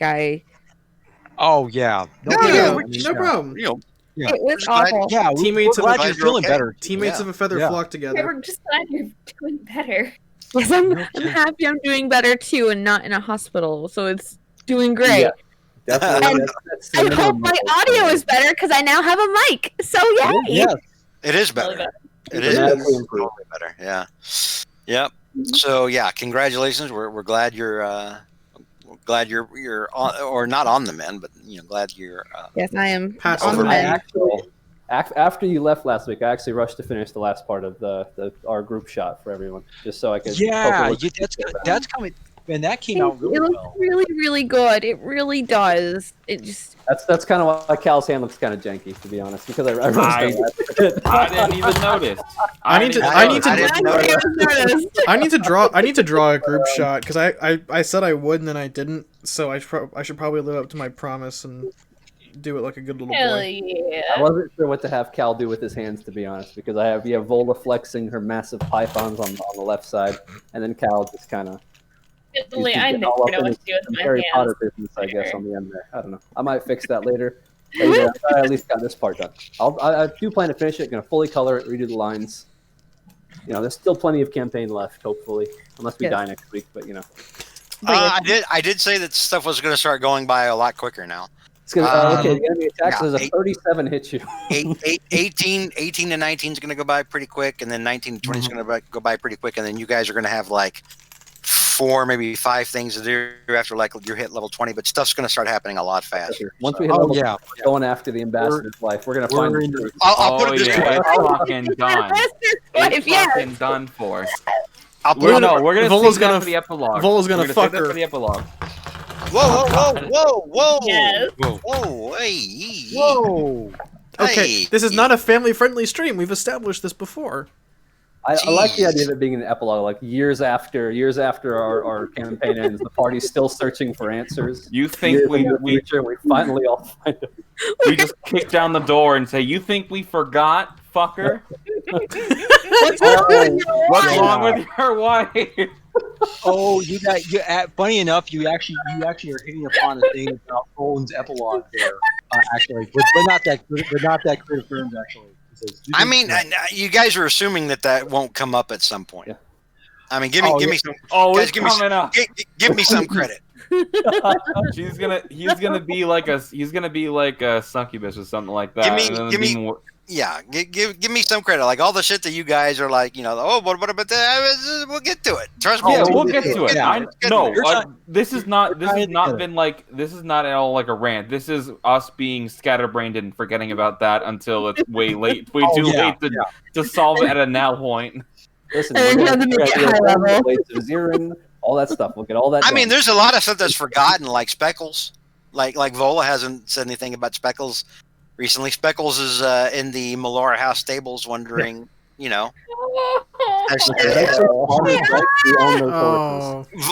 Speckles is in the Melora House stables, like. Forgotten what Whitman's telling us, so I haven't been checking. And it's it's basically like she's like Jessie from Toy Story 2. Listen, your kids would she's like she sees Vola coming in and out of the house, and when somebody everything was beautiful. George killed my pet gelatinous cube because I didn't talk about it enough. Oh No. yeah. Oh, the Jello cube. I didn't kill off Jelly. Oh, he's alive? Oh, thank God. I love you, Jelly. Jelly. I love you, Jelly. No. You said he was dead and meant it. No. I was. Thank you. Species. No. I don't bring it up, but Cal makes sure he's okay. The only person I have had who has not forgotten the pet that they obtained at some point during the game was Lockwood's character, Junie, from campaign 2, who rescued a baby owlbear.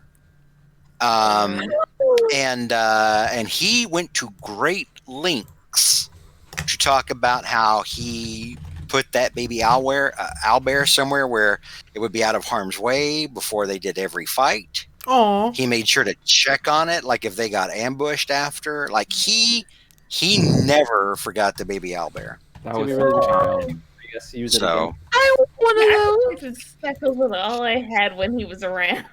all of you other psychopaths, forget your pets. I bring up Shade from time to time, like once a year. Why do you think Roland's never bothered to get something like it? Haven't got a pet or something like, or flying familiar or anything like this. He can barely take care of himself. So. Alrighty, I gotta go. All right. Okay. Yeah, I gotta We'll go. go too. ahead I'm gonna Good night, end the stream. everyone. We'll go ahead and end. Thanks, chats. Yes. Thank you, chat. Thank you, chat.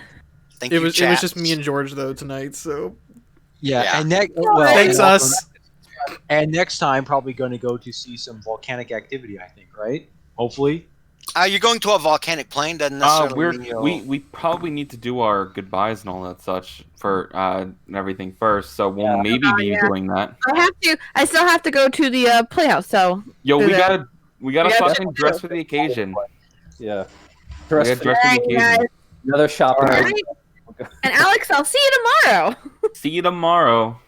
All right. We'll talk to you guys later. Bye-bye.